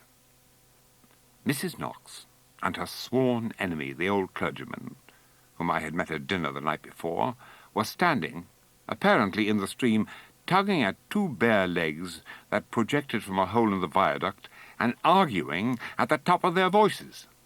The bath chair lay on its side, with the donkey grazing beside it on the bank. A stout archdeacon was tendering advice, and the hounds danced and howled round the entire group. "I tell you, Eliza, you had better let the archdeacon try," thundered Mr. Hamilton. "Then I tell you I will not," vociferated Mrs. Knox, with a tug at the end of the sentence that elicited a subterranean lament from Johnny. "Now, who was right about the second grating? I told you so 20 years ago." Exactly as Philippa and her rescue party arrived, the efforts of Mrs. Knox and her brother-in-law triumphed. The struggling, sopping form of Johnny was slowly drawn from the hole, drenched, speechless, but clinging to the stern of a hound, who, in its turn, had its jaws fast in the hind quarters of a limp, yellow cub. "Oh, it's dead," wailed Philippa. "I did think I should have been in time to save it." "Well, if that doesn't beat all," said Dr. Hickey. Chapter 7. A MISDEAL. The wagonette slewed and slackened mysteriously on the top of the long hill above Drumcurran. So many remarkable things had happened since we had entrusted ourselves to the guidance of Mr. Bernard Shute, that I rose in my place and possessed myself of the brake, and in so doing saw the horses with their heads hard in against their chests, and their quarters jammed crookedly against the splashboard, being apparently tied into knots by some inexplicable power. "Someone's pulling the reins out of my hand," exclaimed Mr. Shute. The horses and pull were by this time making an acute angle with the wagonette, and the groom plunged from the box to their heads. Miss Sally Knox, who was sitting beside me, looked over the edge. "Put on the brake. The reins are twisted round the axle," she cried, and fell into a fit of laughter. We all, that is to say, Philippa, Miss Shute, Miss Knox, and I, got out as speedily as might be, but I think without panic. Mr. Shute alone stuck to the ship, with the horses struggling and rearing below him. The groom and I contrived to back them, and, by so doing, caused the reins to unwind themselves from the axle. "It was my fault," said Mr. Chute, hauling them in as fast as we could give them to him. "I broke the reins yesterday, and these are the phaeton ones, and about 6 fathoms long at that, and I forgot, and let the slack go overboard. It's all right. I won't do it again." With this reassurance, we confided ourselves once more to the wagonette. As we neared the town of Drumcurran, the fact that we were on our way to a horse fair became alarmingly apparent. It is impossible to imagine how we pursued an uninjured course through the companies of horsemen, the crowded carts, the squealing colts, the irresponsible led horses, and most immutable of all obstacles, the groups of country women with the hoods of their heavy blue cloaks over their heads. They looked like nuns of some obscure order. They were deaf and blind as ramparts of sandbags, nothing less callous to human life than a Parisian cab driver could have burst away through them. Many times during that drive, I had cause to be thankful for the sterling qualities of Mr. Chute's brake. With its aid, he dragged his overfed bays into a crawl that finally, and not without injury to the varnish, took the wagonette to the Royal Hotel. Every available stall in the yard was by that time filled, and it was only by virtue of the fact that the kitchen maid was nearly related to my cook that the indignant groom was permitted to stable the bays in a den known as the calf house. That I should have lent myself to such an expedition was wholly due to my wife. Since Philippa had taken up her residence in Ireland, she had discovered a taste for horses that was not to be extinguished, even by an occasional afternoon on the Quaker, whose paces had become harder than rock in his many journeys to petty sessions. She had also discovered the Chutes, newcomers on the outer edge of our vast visiting district, and between them, this party to Drumcurran Horse Fair had been devised. Philippa proposed to buy herself a hunter. Bernard Chute wished to do the same, and possibly 2 hunters, money being no difficulty with this fortunate young man. Miss Sally Knox was of the company, and I also had been kindly invited, as to a missionary meeting, to come and bring my cheque-book. The only saving clause in the affair was the fact that Mr. Flurry Knox was to meet us at the scene of action. The fair was held in a couple of large fields outside the town and on the farther bank of the Curranhilty River. Across a wide and glittering ford, horses of all sizes and sorts were splashing, and a long row of stepping stones were hopped and staggered and scrambled over by a ceaseless variety of foot passengers.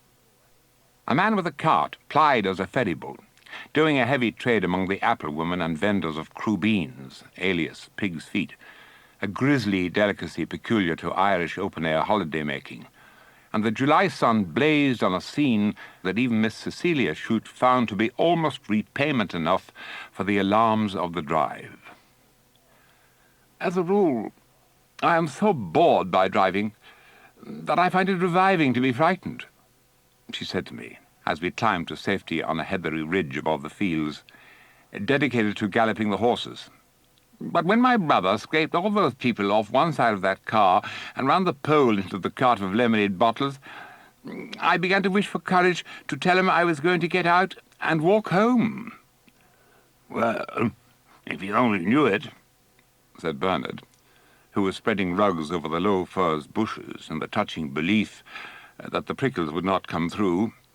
"The time you came nearest to walking home was when the lash of the whip got twisted round Nancy's tail.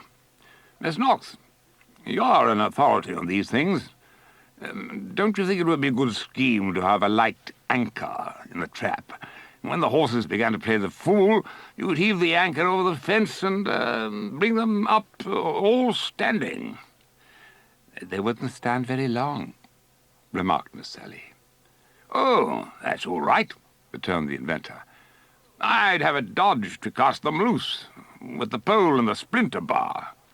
"You'd never see them again," responded Miss Knox demurely, "if you thought that mattered."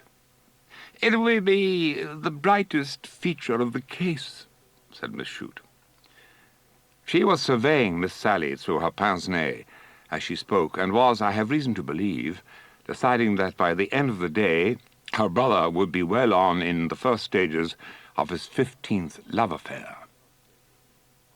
It has possibly been suspected that Mr. Bernard Shute was a sailor, had been a sailor rather, until within the last year, when he had tumbled into a fortune and a property and out of the Navy in the shortest time on record.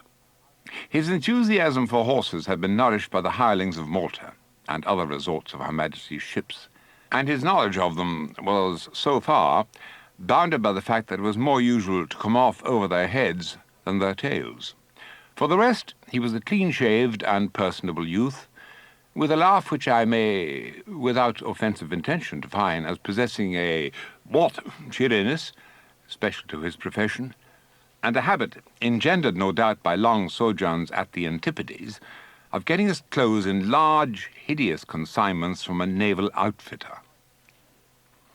It was 11 o'clock, and the fair was in full swing. Its vortex was in the centre of the field below us, where a low bank of sods and earth had been erected as a trial jump, with a yelling crowd of men and boys at either end, acting, instead of the usual wings, to prevent a swerve. Strings of reluctant horses were scourged over the bank by dozens of willing hands, while exhortation, cheers, and criticism were freely showered upon each performance. "Give the knees to the saddle, boy, and leave the heels slack." "That's a nice horse." "He'd keep a jock on his back or another would throw him." "Well, jump, begor." "She fled that fairly," as an ungainly 3-year-old flounced over the bank without putting a hoof on it.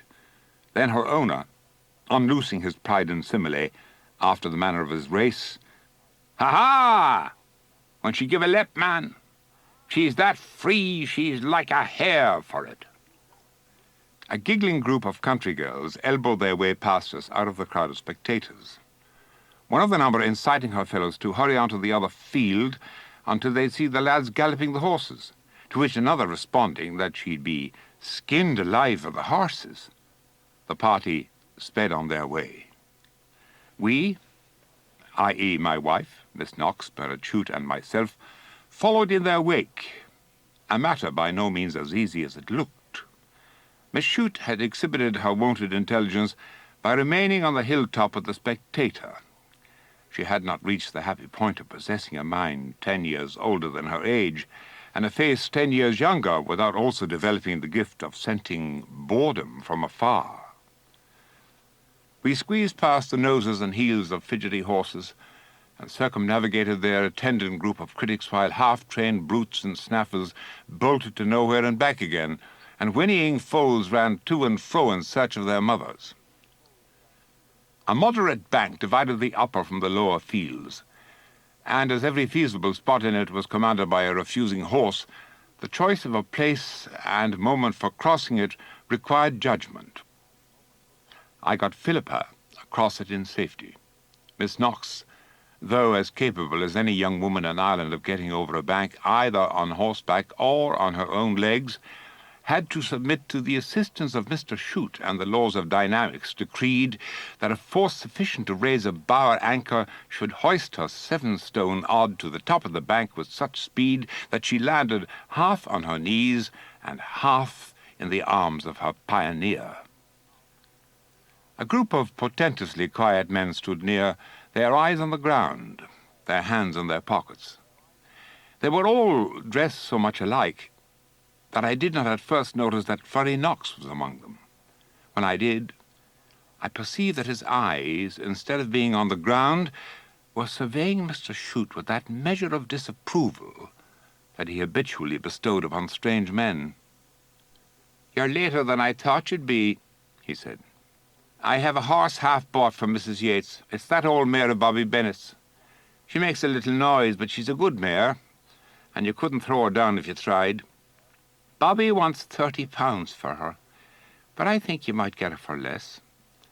She's in the hotel stables, and you can see her when you go to lunch."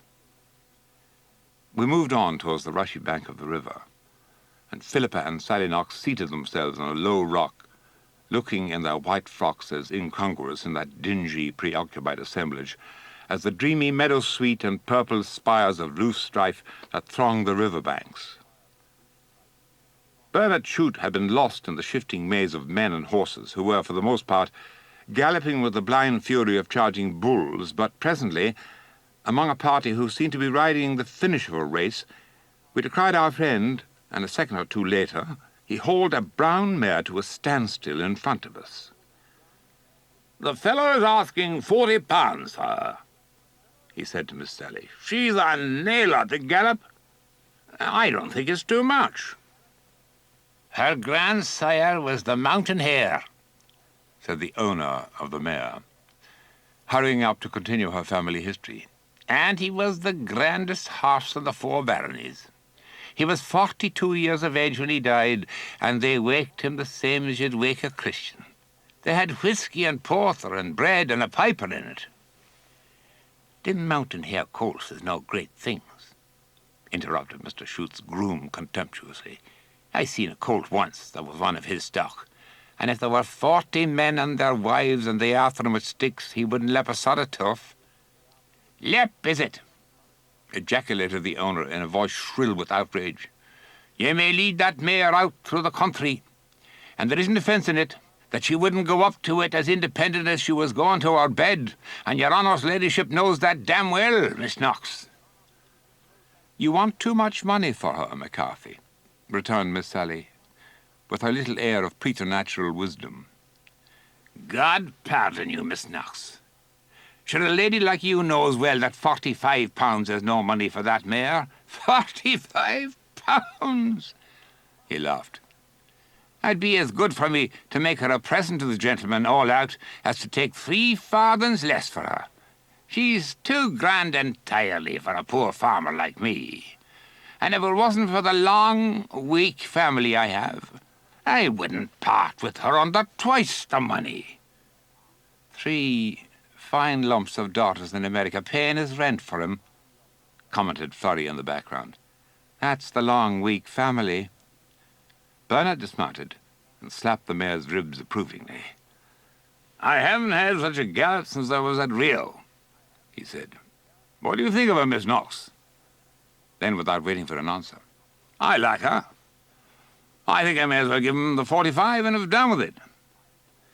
At these ingenuous words, I saw a spasm of anguish cross the countenance of McCarthy, easily interpreted as the first pang of a lifelong regret that he had not asked twice the money.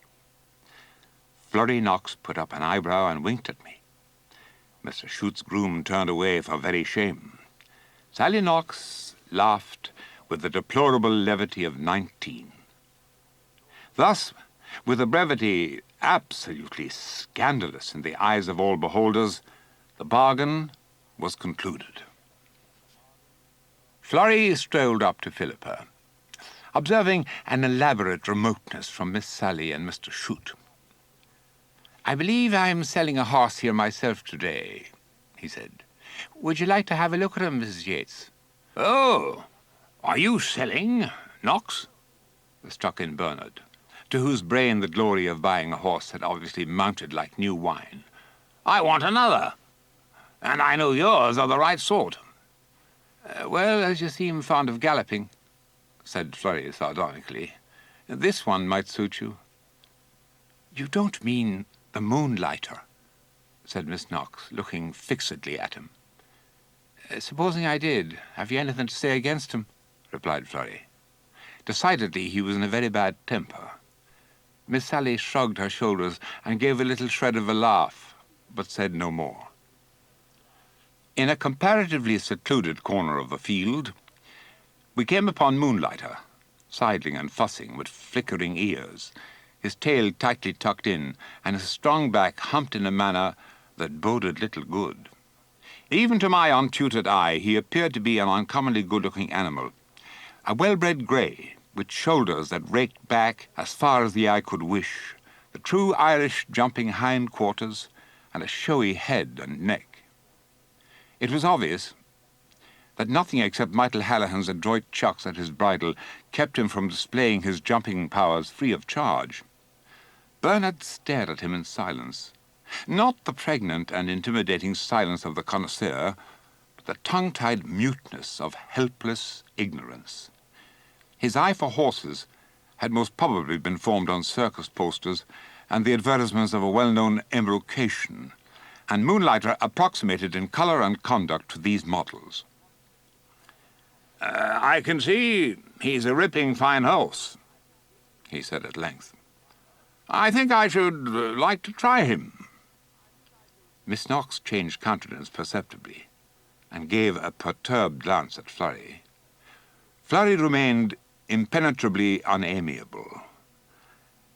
"I don't pretend to be a judge of horses," went on Mr. Shute. "I dare say I needn't tell you that," with a very engaging smile at Miss Sally. "But I like this one awfully." As even Philippa said afterwards, she would not have given herself away like that over buying a reel of cotton.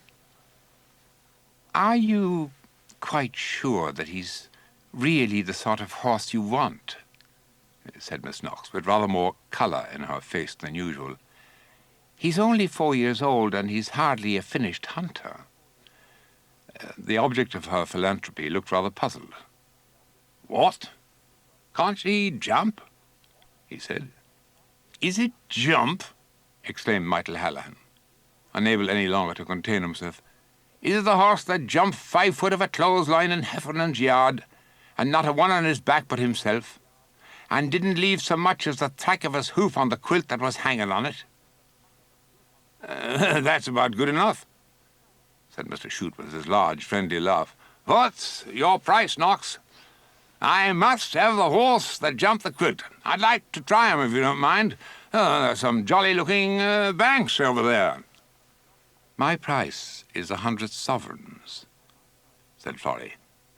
"You can try him, if you like." "Oh, don't!" cried Sally impulsively. But Bernard's foot was already in the stirrup. "I call it disgraceful," I heard her say in a low voice to her kinsman. "You know he can't ride." The kinsman permitted himself a malign smile. "That's his lookout," he said. Perhaps the unexpected docility with which Moonlighter allowed himself to be manoeuvred through the crowd was due to Bernard's 13 stone. At all events, his progress through a gate into the next field was unexceptionable. Bernard, however, had no idea of encouraging this tranquillity. He had come out to gallop, and without further ceremony, he drove his heels into Moonlighter's sides and took the consequences in the shape of a very fine and able buck. How he remained within even visiting distance of the saddle, it is impossible to explain.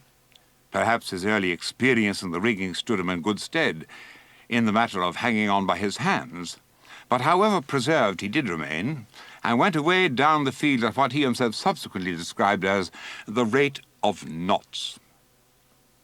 Florrie flung away his cigarette and ran to a point of better observation. We all ran, including Michael Hallahan and various onlookers, and were in time to see Mr. Shute charging the least advantageous spot in a hollow-faced, furzy bank. Nothing but the grey horse's extreme activity got the pair safely over. He jumped it on a slant, changed feet in the heart of a furze bush, and was lost to view. In what relative positions Bernard and his steed alighted was to us a matter of conjecture. When we caught sight of them again, Moonlighter was running away, with his rider still on his back, while the slope of the ground lent wings to his flight. "That young gentleman will be apt to be killed," said Michael Hallahan with composure, not to say enjoyment. "He'll be into the long bog with him pretty soon," said Florrie, his keen eye tracking the fugitive. "Oh, I thought he was off that time," exclaimed Miss Sally, with a gasp in which consternation and amusement were blended. "There! He is into the bog." It did not take us long to arrive at the scene of disaster, to which, as to a dogfight, other foot-runners were already hurrying, and on our arrival we found things looking remarkably unpleasant for Mr. Chute and Moonlighter. The latter was sunk to his withers in the sheet of black slime into which he had stampeded. The former, submerged to the waist 3 yards further away in the bog, was trying to drag himself towards firm ground by the aid of tussocks of wiry grass. "Hit him!" shouted Furry. "Hit him! He'll sink if he stops there!" Mr. Chute turned on his adviser, a face streaming with black mud, out of which his brown eyes and white teeth gleamed with undaunted cheerfulness. "All jolly fine," he called back. "If I let go this grass, I'll sink too." A shout of laughter from the male portion of the spectators sympathetically greeted this announcement, and a dozen equally futile methods of escape were suggested. Among those who had joined us was, fortunately, one of the many boys who pervaded the fair selling halters, and by means of several of these knotted together, a line of communication was established. Moonlighter, who had fallen into the state of inane stupor in which horses in his plight so often indulge, was roused to activity by showers of stones and imprecations but faintly chastened by the presence of ladies. Bernard, hanging on to his tail, belaboured him with a cane, and finally, the reins proving good, the task of towing the victims ashore was achieved. "He's mine, Knox, you know," were Mr. Chute's first words as he scrambled to his feet. "He's the best horse I ever got across, worth twice the money." "Faith, he's as he pleased," remarked a bystander. "Oh, do go and borrow some dry clothes," interposed Philippa practically. "Surely there must be someone—" "There's a shop in the town where he can strip a peg for 13 and 9pence, said Furry grimly. "I wouldn't care myself about the clothes you'd borrow here." The morning sun shone jovially upon Moonlighter and his rider, caking momently the black bog stuff with which both were coated. And as the group disintegrated and we turned to go back, every man present was pleasurably aware that the buttons of Mr. Chute's riding breeches had burst at the knee, causing a large triangular hiatus above his gaiter.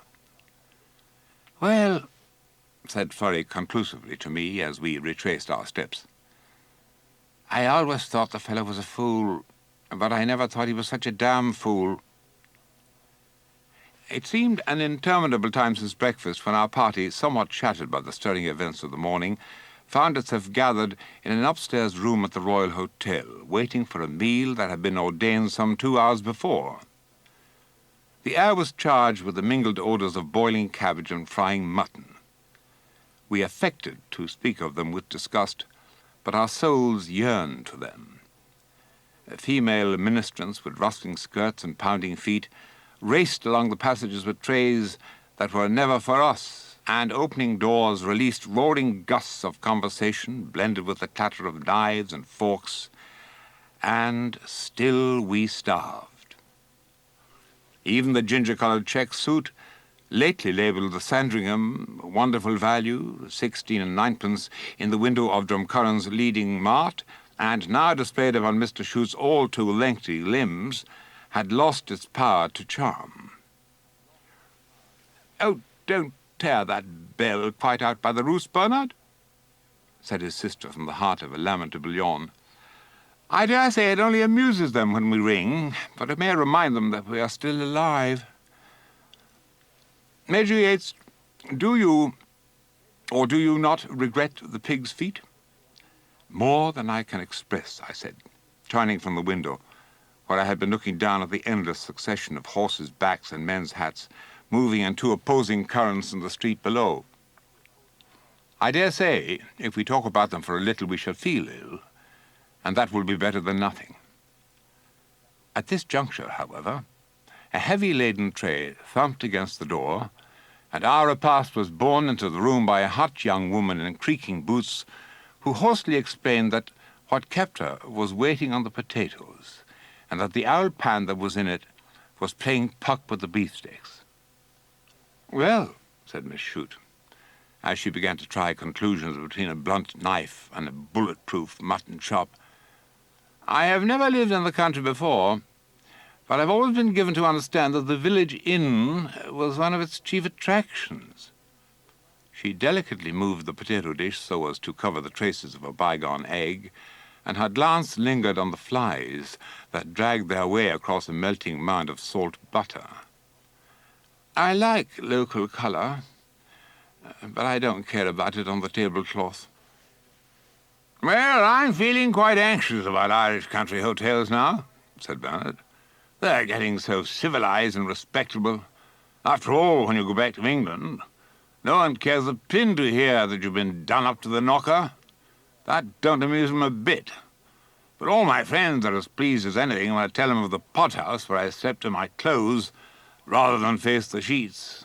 Or how, when I complained to the landlady next day, she said, 'Cock ye up. Wasn't it His Reverence the Dean of Kilcoe had them last?'" We smiled wanly. What I chiefly felt was respect for any hungry man who could jest in presence of such a meal. "All this time, my hunter hasn't been bought," said Philippa presently, leaning back in her chair and abandoning the unequal contest with her beefsteak. "Who is Bobby Bennet? Will his horse carry a lady?" Sally Knox looked at me and began to laugh. "You should ask Major Yeates about Bobby Bennet," she said. Confound Miss Sally! It had never seemed worthwhile to tell Philippa all that story about my doing up Miss Bobby Bennet's hair, and I sank my face in my tumbler of stagnant whiskey and soda to conceal the colour that suddenly adorned it. Any intelligent man will understand that it was a situation calculated to amuse the ungodly, but without any real fun in it. I explained Miss Bennet as briefly as possible, and at all the more critical points, Miss Sally's hazel-green eyes roamed slowly and mercilessly towards me. "You haven't told Mrs. Yeates that she's one of the greatest horse copers in the country," she said, when I had got through somehow. "She can sell you a very good horse sometimes, and a very bad one too, if she gets the chance." "No one will ever explain to me," said Miss Shute, scanning us all with her dark, half-amused and wholly sophisticated eyes, "why horse-coping is more respectable than cheating at cards. I rather respect people who are able to cheat at cards. If everyone did, it would make whist so much more cheerful. But there's no forgiveness for dealing yourself the right card, and there is no condemnation for dealing your neighbour a very wrong horse." "Your neighbour is supposed to be able to take care of himself," said Bernard. "Well, why doesn't that apply to card players?" returned his sister. "Are they all in a state of helpless innocence?" "I'm helplessly innocent," announced Philippa, "so I hope Miss Bennet won't deal me a wrong horse." "Oh, her mare is one of the right ones," said Miss Sally. "She's a lovely jumper, and her manners are the very best." The door opened, and Florrie Knox put in his head. "Bobby Bennet's downstairs," he said to me mysteriously. I got up, not without consciousness of Miss Sally's eye, and prepared to follow him. "You had better come too, Mrs. Yeates, to keep an eye on him." Miss Bennet was in the crowded yard of the hotel, looking handsome and overdressed, and she greeted me with just that touch of auld lang syne in her manner that I could best have dispensed with. I turned to the business in hand without delay. The brown mare was led forth from the stable and paraded for our benefit. She was one of those inconspicuous, meritorious animals about whom there seems nothing particular to say, and I felt her legs and looked hard at her hocks, and was not much the wiser. "It's no use my saying she doesn't make a noise," said Miss Bobby, "because everyone in the country will tell you she does. You can have a vet if you like, and that's the only fault he can find with her. But if Mrs. Yeates hasn't hunted before now, I'll guarantee Crushkeen has just the thing for her. She's really safe and confidential. My little brother Georgie has hunted her. You remember Georgie, Major Yeates? The night of the ball, you know. And he's only 11. Mr. Knox can tell you what sort she is. Ah, she's a grandmare, said Mr. Knox, thus appealed to. You'd hear her coming 3 fields off, like a German band. And well for you if you could keep within 3 fields of her, retorted Miss Bennet. At all events, she's not like the hunter you sold, uncle, that used to kick the stars as soon as I put my foot in the stirrup. It was the size of the foot that frightened him, said Florrie. Do you know how uncle cured him? Said Miss Bennet, turning her back on her adversary. He had him tied head and tail across the yard gate, and every man that came in had to get over his back. That's no bad one, said Florrie. Philippa looked from one to the other in bewilderment. While the badinage continued swift and unsmiling, as became 2 hierarchs of horse-dealing, it went on at intervals for the next 10 minutes, and at the end of that time I had bought the mare for £30. As Miss Bennet said nothing about giving me back 2 of them, I had not the nerve to suggest it.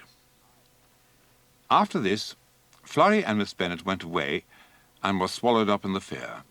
We returned to our friends upstairs and began to arrange about getting home. This, among other difficulties, involved the tracking and capture of the Shoots groom, and took so long that it necessitated tea.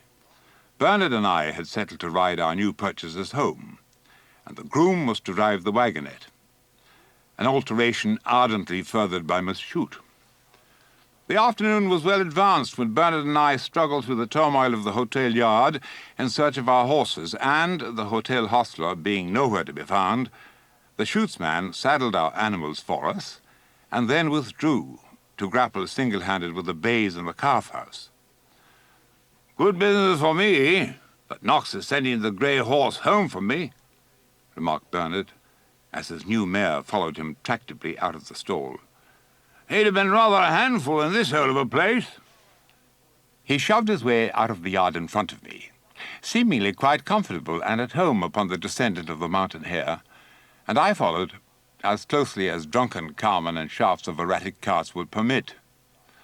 Crusheen evinced a decided tendency to turn to the right on leaving the yard, but she took my leftward tug in good part, and we moved on through the streets of Drumcurran with a dignity that was only impaired by the irrepressible determination of Mr. Shute's new trousers to run up his leg.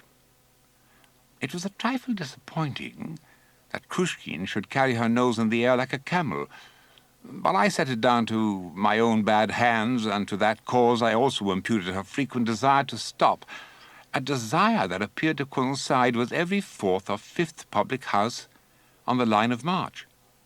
Indeed, at the last corner before we left the town, Miss Bennet's mare and I had a serious difference of opinion, in the course of which she mounted the pavement and remained planted in front of a very disreputable public house, whose owner had been before me several times for various infringements of the licensing acts. Bernard and the corner boys were, of course, much pleased. I inwardly resolved to let Miss Bennet know how her groom occupied his time in Drumcurran. We got out into the calm of the country roads without further incident, and I there discovered that Crusheen was possessed of a dromedary swiftness in trotting, that the action was about as comfortable as the dromedary's, and that it was extremely difficult to moderate the pace. "I say, this is something like going," said Bernard, cantering hard beside me with slack rein and every appearance of happiness. "Do you mean to keep it up all the way?" "You'd better ask this devil," I replied, hauling on the futile ring snaffle. "Miss Bennet must have an arm like a prize-fighter. If this is what she calls confidential, I don't want her confidences."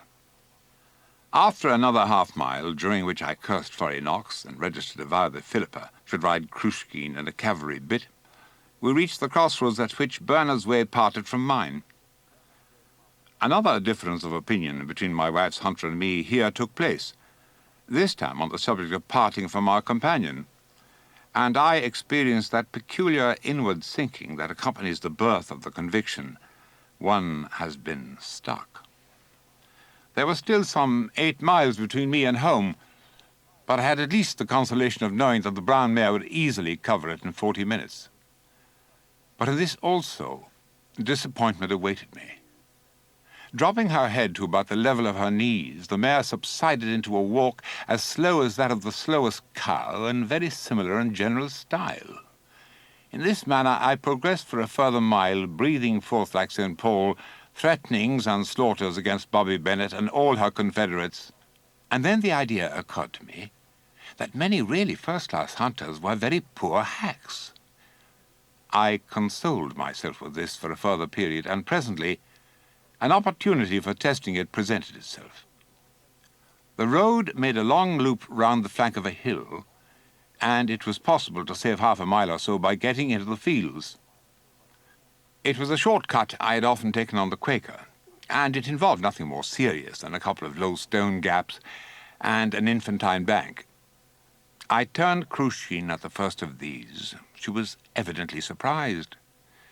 Being in an excessively bad temper, I beat her in a way that surprised her even more, and she jumped the stones precipitately, and with an ease that showed she knew quite well what she was about.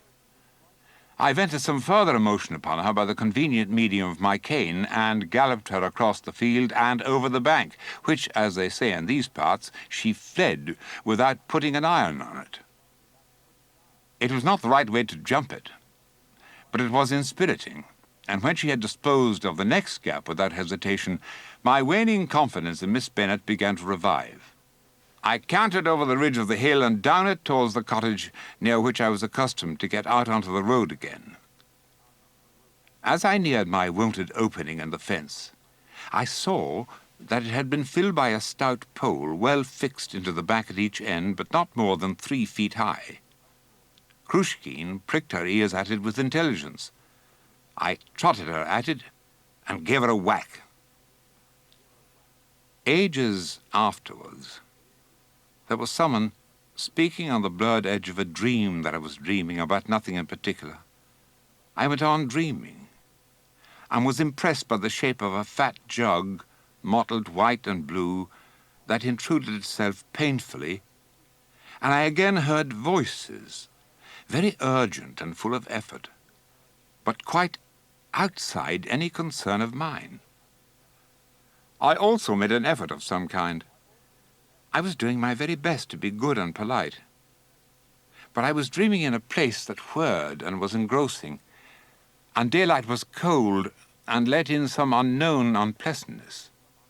For that time, the dream got the better of the daylight, and then, apropos of nothing, I was standing up in a house with someone's arm around me.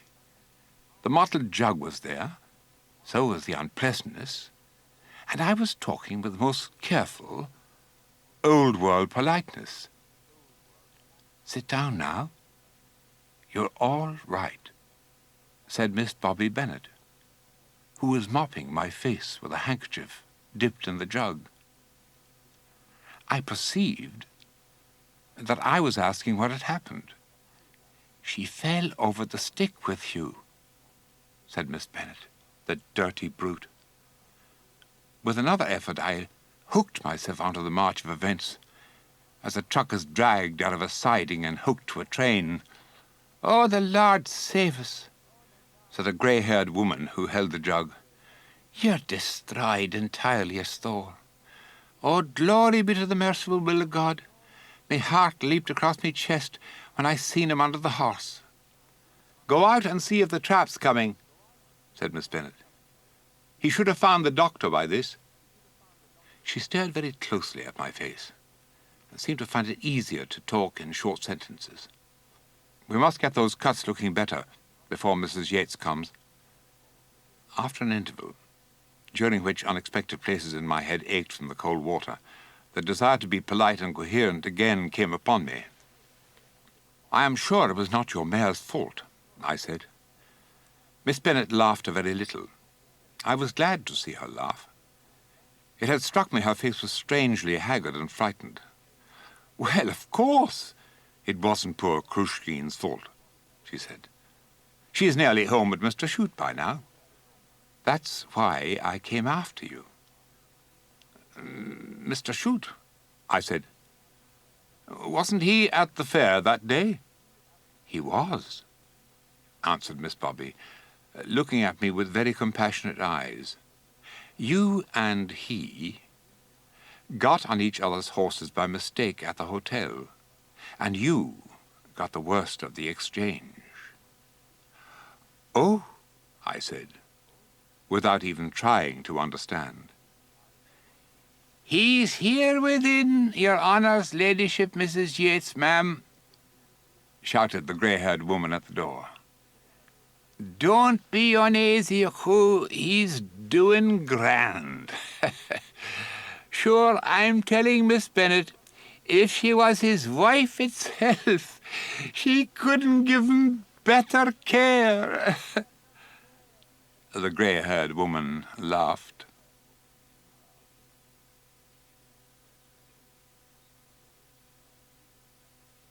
Chapter 8. The Holy Island. For 3 days of November, a white fog stood motionless over the country.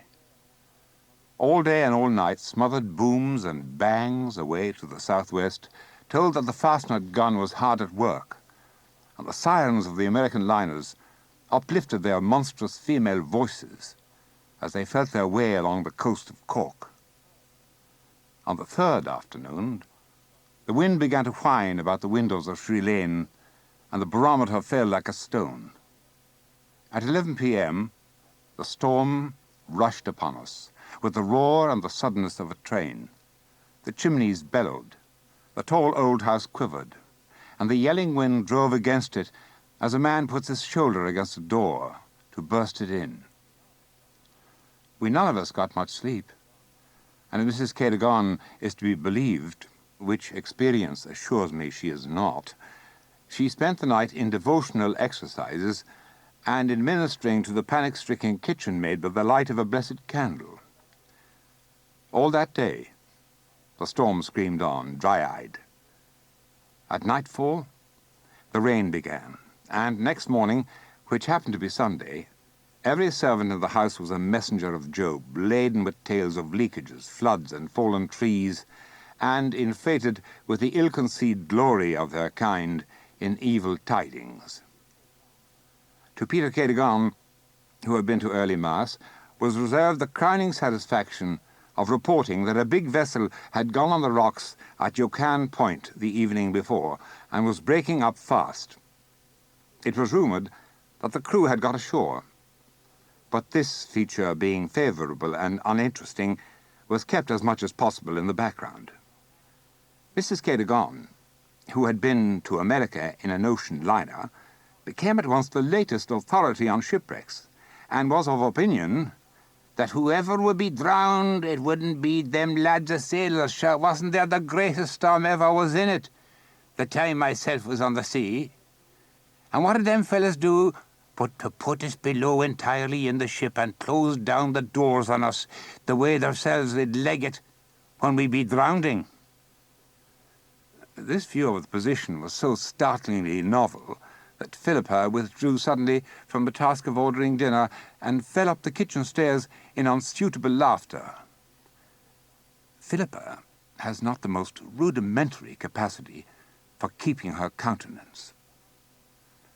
That afternoon, I was wrapped in the slumber balmiest and most profound that follows on a wet Sunday luncheon, when Murray, our D.I. of police, drove up in uniform and came into the house on top of a gust that set every door banging and every picture dancing on the walls. He looked as if his eyes had been blown out of his head, and he wanted something to eat very badly. "I've been down at the wreck since 10 o'clock this morning," he said, "waiting for her to break up. And once she does, there'll be trouble. She's an American ship, and she's full up with rum and bacon and butter and all sorts. Bosanquet is there with all his coast guards, and there are 500 country people on the strand at this moment waiting for the fun to begin. I've got 10 of my fellows there, and I wish I had as many more. You'd better come back with me, Yeates. We may want the riot act before all's done. The heavy rain had ceased, but it seemed as if it had fed the wind instead of calming it. And when Murray and I drove out of Sri Lane, the whole dirty sky was moving full-sailed in from the southwest, and the telegraph wires were hanging in a loop from the post outside the gate. Nothing except a Scabon car-horse would have faced the whooping charges of the wind that came at us across Curran Lake. Stimulated mysteriously by whistles from the driver, Murray's yellow hireling pounded woodenly along against the blast till the smell of the torn seaweed was borne upon it, and we saw the Atlantic waves come towering into the bay of Tralagoff. The ship was, or had been, a 3-masted bark. 2 of her masts were gone, and her bows stood high out of the water on the reef that forms one of the shark-like jaws of the bay. The long strand was crowded with black groups of people, from the bank of heavy shingle that had been hurled over onto the road, down to the slope where the waves pitched themselves and climbed and fought and tore the gravel back with them as though they had dug their fingers in. The people were nearly all men, dressed solemnly and hideously in their Sunday clothes. Most of them had come straight from Mass without any dinner, true to that Irish instinct that places its fun before its food. That the wreck was regarded as a spree of the largest kind was sufficiently obvious. Our car pulled up at a public house that stood askew between the road and the shingle. It was humming with those whom Irish publicans are pleased to call bona fides, and sundry of the same class were clustered round the door. Under the wall on the lee side was seated a bagpiper, droning out the Irish washerwoman with nodding head and tapping heel, and a young man was cutting a few steps of a jig for the delectation of a group of girls. So far, Murray's constabulary had done nothing but exhibit their imposing chest measurement and spotless uniforms to the Atlantic, and Bosanquet's coastguards had only salvaged some spars, the debris of a boat, and a dead sheep. But their time was coming. As we stumbled down over the shingle, battered by the wind and pelted by clots of foam, someone beside me shouted, "She's gone!" A hill of water had smothered the wreck, and when it fell from her again, nothing was left but the bows, with the bowsprit hanging from them in a tangle of rigging. The clouds, bronzed by an unseen sunset, hung low over her. In that greedy pack of waves, with the remorseless rocks above and below her, she seemed the most lonely and tormented of creatures. About half an hour afterwards, the cargo began to come ashore on top of the rising tide. Barrels were plunging and diving in the trough of the waves like a school of porpoises. They were pitched up the beach in waist-deep rushes of foam. They rolled down again and were swung up and shouldered by the next wave, playing a kind of Tom Tiddler's ground with the coastguards. Some of the barrels were big and dangerous. Some were small and nimble, like young pigs, and the bluejackets were up to their middles as their prey dodged and ducked, and the police lined out along the beach to keep back the people. 10 men of the RIC can do a great deal, but they cannot be in more than 20 or 30 places at the same instant. Therefore, they could hardly cope with a scattered and extremely active mob of 400 or 500, many of whom had taken advantage of their privileges as bona fide travellers, and all of whom were determined on getting at the rum. As the dusk fell, the thing got more and more out of hand. The people had found out that the big puncheons held the rum, and had succeeded in capturing one. In the twinkling of an eye it was broached, and 50 backs were shoving round it like a football scrummage. I've heard many rows in my time. I have seen 2 Irish regiments, one of the militia, at each other's throats in Fermoy barracks. I have heard PHILIPPA'S water spaniel and 2 fox terriers hunting a strange cat round the dairy, but never have I known such untrammelled bedlam as that which yelled round the rum casks on Tralagoff Strand, For it was soon not a question of one broached cask, or even of two. The barrels were coming in fast, so fast, that it was impossible for the representatives of law and order to keep on any sort of terms with them. The people, shouting with laughter, stove in the casks and drank rum at 34 degrees above proof out of their hands, out of their hats, out of their boots. Women came fluttering over the hillsides through the twilight, carrying jugs, milk pails, anything that would hold the liquor. I saw one of them, roaring with laughter, tilt a filthy zinc bucket to an old man's lips. With the darkness came anarchy. The rising tide brought more and yet more booty. Great spars came lunging in on the lap of the waves, mixed up with cabin furniture, seamen's chests, and the black and slippery barrels. And the country people continued to flock in, and the drinking became more and more unbridled.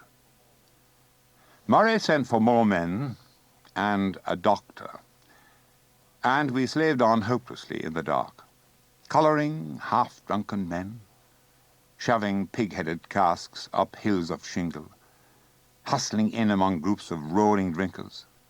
We rescued perhaps 1 barrel and half a dozen. I began to know that there were men there who were not drunk and were not idle. I was also aware, as the strenuous hours of darkness passed, of an occasional rumble of cartwheels on the road.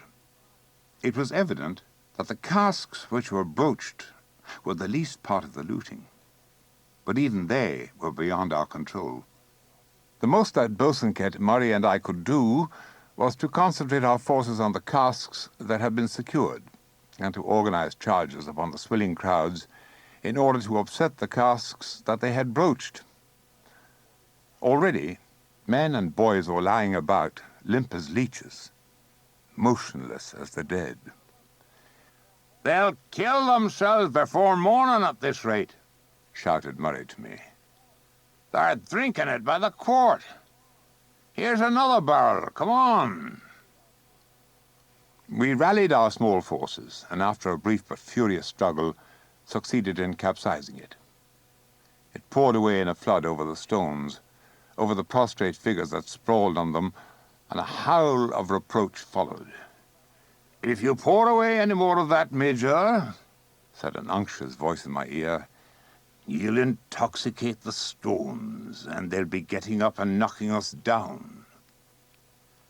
I had been aware of a fat shoulder next to mine in the throng, as we heaved the puncheon over, and I now recognized the ponderous wit and Falstaffian figure of Mr. James Canty, a noted member of the Scabon Board of Guardians, and the owner of a large farm near at hand. "I never saw worse work on this strand," he went on. "I consider these debaucheries a disgrace to the country."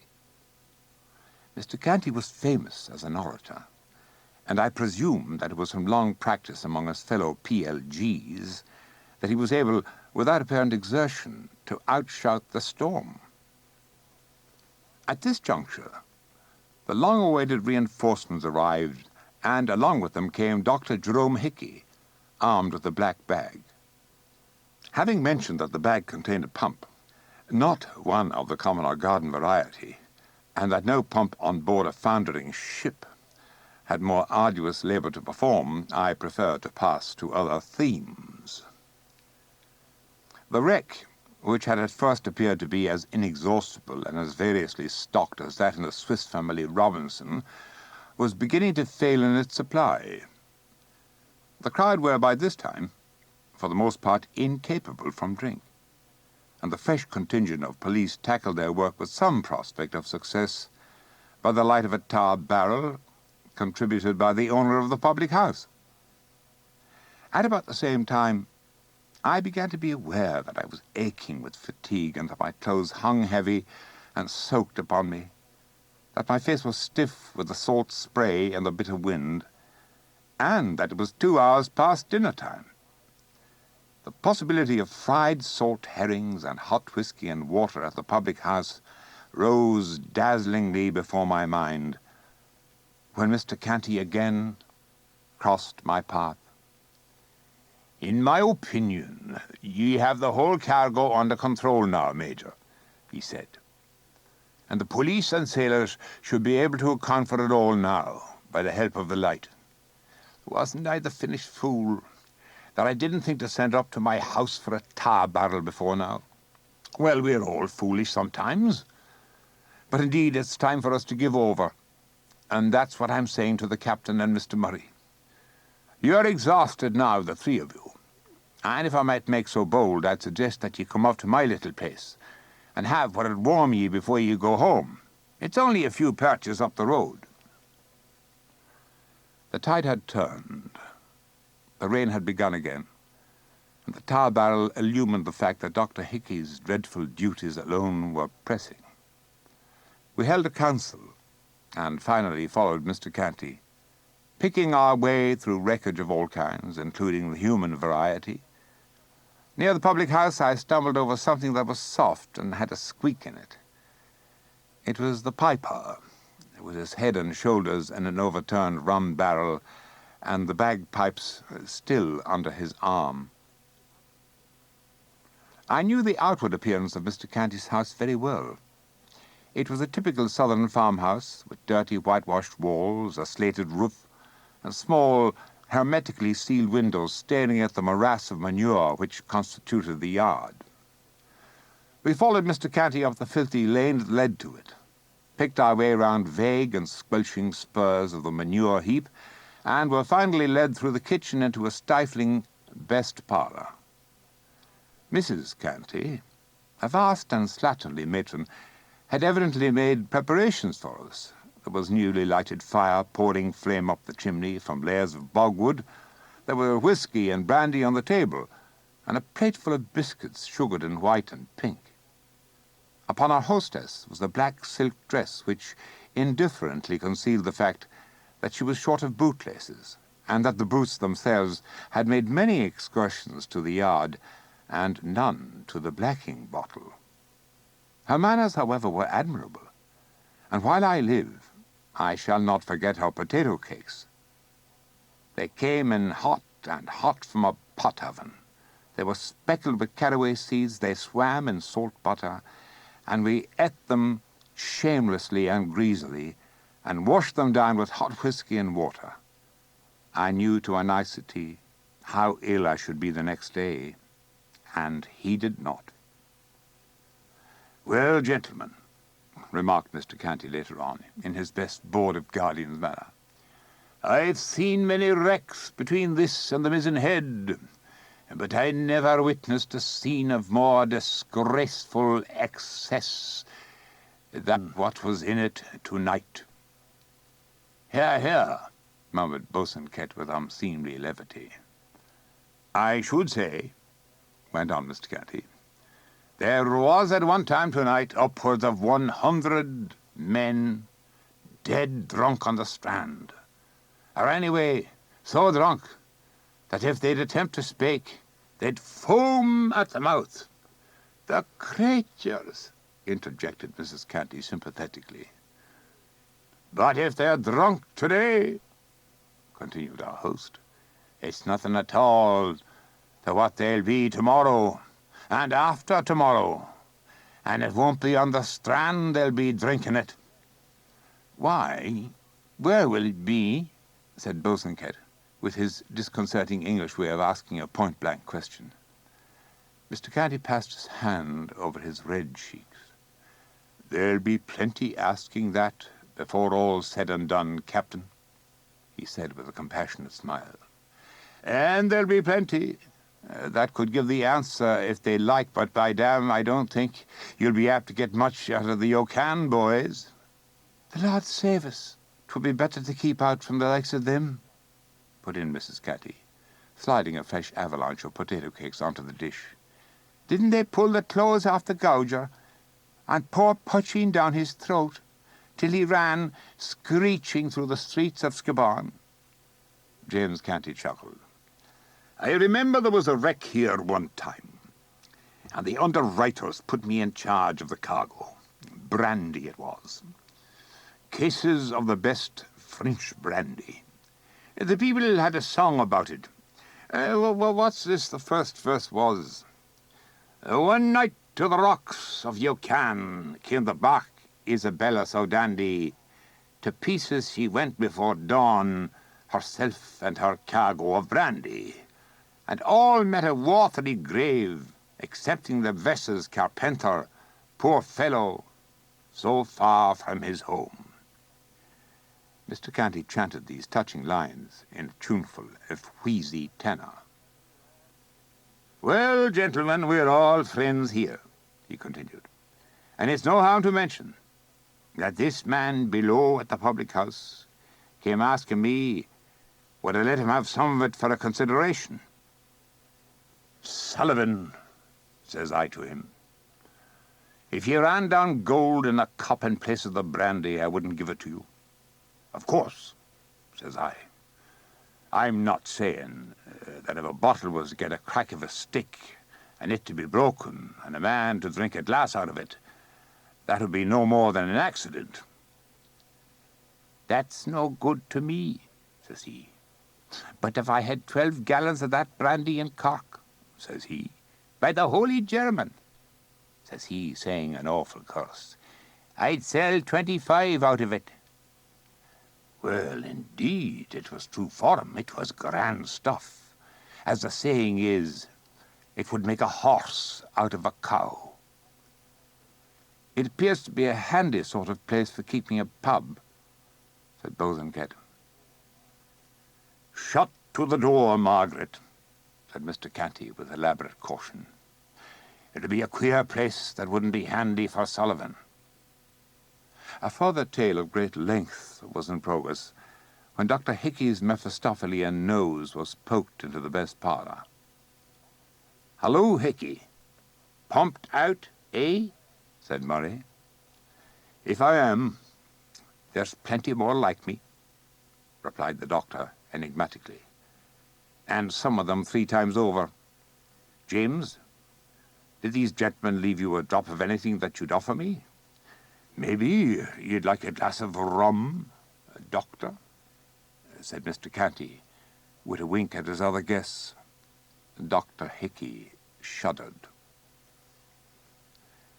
I had next morning precisely the kind of mouth that I had anticipated, and it being my duty to spend the better part of the day administering justice in Scabon, I received from Mr. Flurry Knox and other of my brother magistrates precisely the class of condolences on my Monday head that I found least amusing. It was unavailing to point out that the resemblance between hot potato cakes and molten lead, or to dilate on their equal power of solidifying, the collective wisdom of the bench decided that I was suffering from contraband rum, and rejoiced over me accordingly. During the next 3 weeks, Murray and Bosanquet put in a time only to be equalled by that of the heroes in detective romances. They began by acting on the hint offered by Mr. Canty, and were rewarded by finding 8 barrels of bacon and 3 casks of rum in the heart of Mr. Sullivan's turf-rick, placed there, so Mr. Sullivan explained with much detail, by enemies with the object of getting his license taken away. They stabbed potato gardens with crowbars to find the buried barrels, they explored the chimneys, they raided the cowhouses, and in every possible and impossible place they found some of the cargo of the late bark John D. Williams, and, as the sympathetic Mr. Canty said, for as much as they found, they left 5 times as much after them. It was a wet, lingering autumn, but towards the end of November the rain dried up, the weather stiffened, and a week of light frosts and blue skies was offered as a tardy apology. Philippa possesses, in common with many of her sex, an inappeasable passion for picnics, and her ingenuity for devising occasions for them is only equalled by her gift for enduring their rigours. I have seen her tackle a moist chicken pie with a splinter of slate and my stylograph pen. I have known her, to take the tea basket to an auction and make tea in a four-wheeled inside car, regardless of the fact that it was coming under the hammer in 10 minutes, and that the kettle took 20 minutes to boil. It will therefore be readily understood that the rare occasions when I was free to go out with a gun were not allowed to pass uncelebrated by the tea basket. "You'd be much better shoot Curran Lake tomorrow," my wife said to me one brilliant afternoon. "We could send the punt over, and I would meet you on Holy Island with..." The rest of the sentence was concerned with ways, means, and the tea basket, and need not be recorded. I had taken the shooting of a long snipe bog that trailed from Curran Lake almost to the sea at Trallaggoff, and it was my custom to begin to shoot from the seaward end of it, and finally to work round the lake after duck. Tomorrow proved a heavenly morning, touched with frost, gilt with sun. I started early, and the mist was still smoking out from the calm, all-reflecting lake as the Quaker stepped out along the level road, smashing the thin ice on the puddles with his big feet. Behind the calves of my legs sat Maria, PHILIPPA'S brown Irish water spaniel, assiduously licking the barrels of my gun, as was her custom, when the ecstasy of going out shooting was hers. Maria had been given to Philippa as a wedding present, and since then it had been my wife's ambition that she should conform to the Beth Gellard standard of being a lamb at home, a lion in the chase. Maria did pretty well as a lion. She hunted all dogs unmistakably smaller than herself, and whenever it was reasonably possible to do so, she devoured the spoils of the chase, notably jack snipe. It was as a lamb that she failed. Objectionable as I have no doubt a lamb would be as a domestic pet, it at least would not snatch the cold beef from the luncheon table, nor yet, if banished for its crimes, would it spend the night in scratching the paint off the whole door. Maria bit beggars, who valued their discussing limbs at 5 shillings the square inch. She bullied the servants. She concealed ducks' claws and fishes' backbones behind the sofa cushions, and yet, when she laid her brown snout upon my knee and rolled her blackguard amber eyes upon me and smote me with her feathered paw, it was impossible to remember her iniquities against her. On shooting mornings, Maria ceased to be a buccaneer, a glutton, and a hypocrite.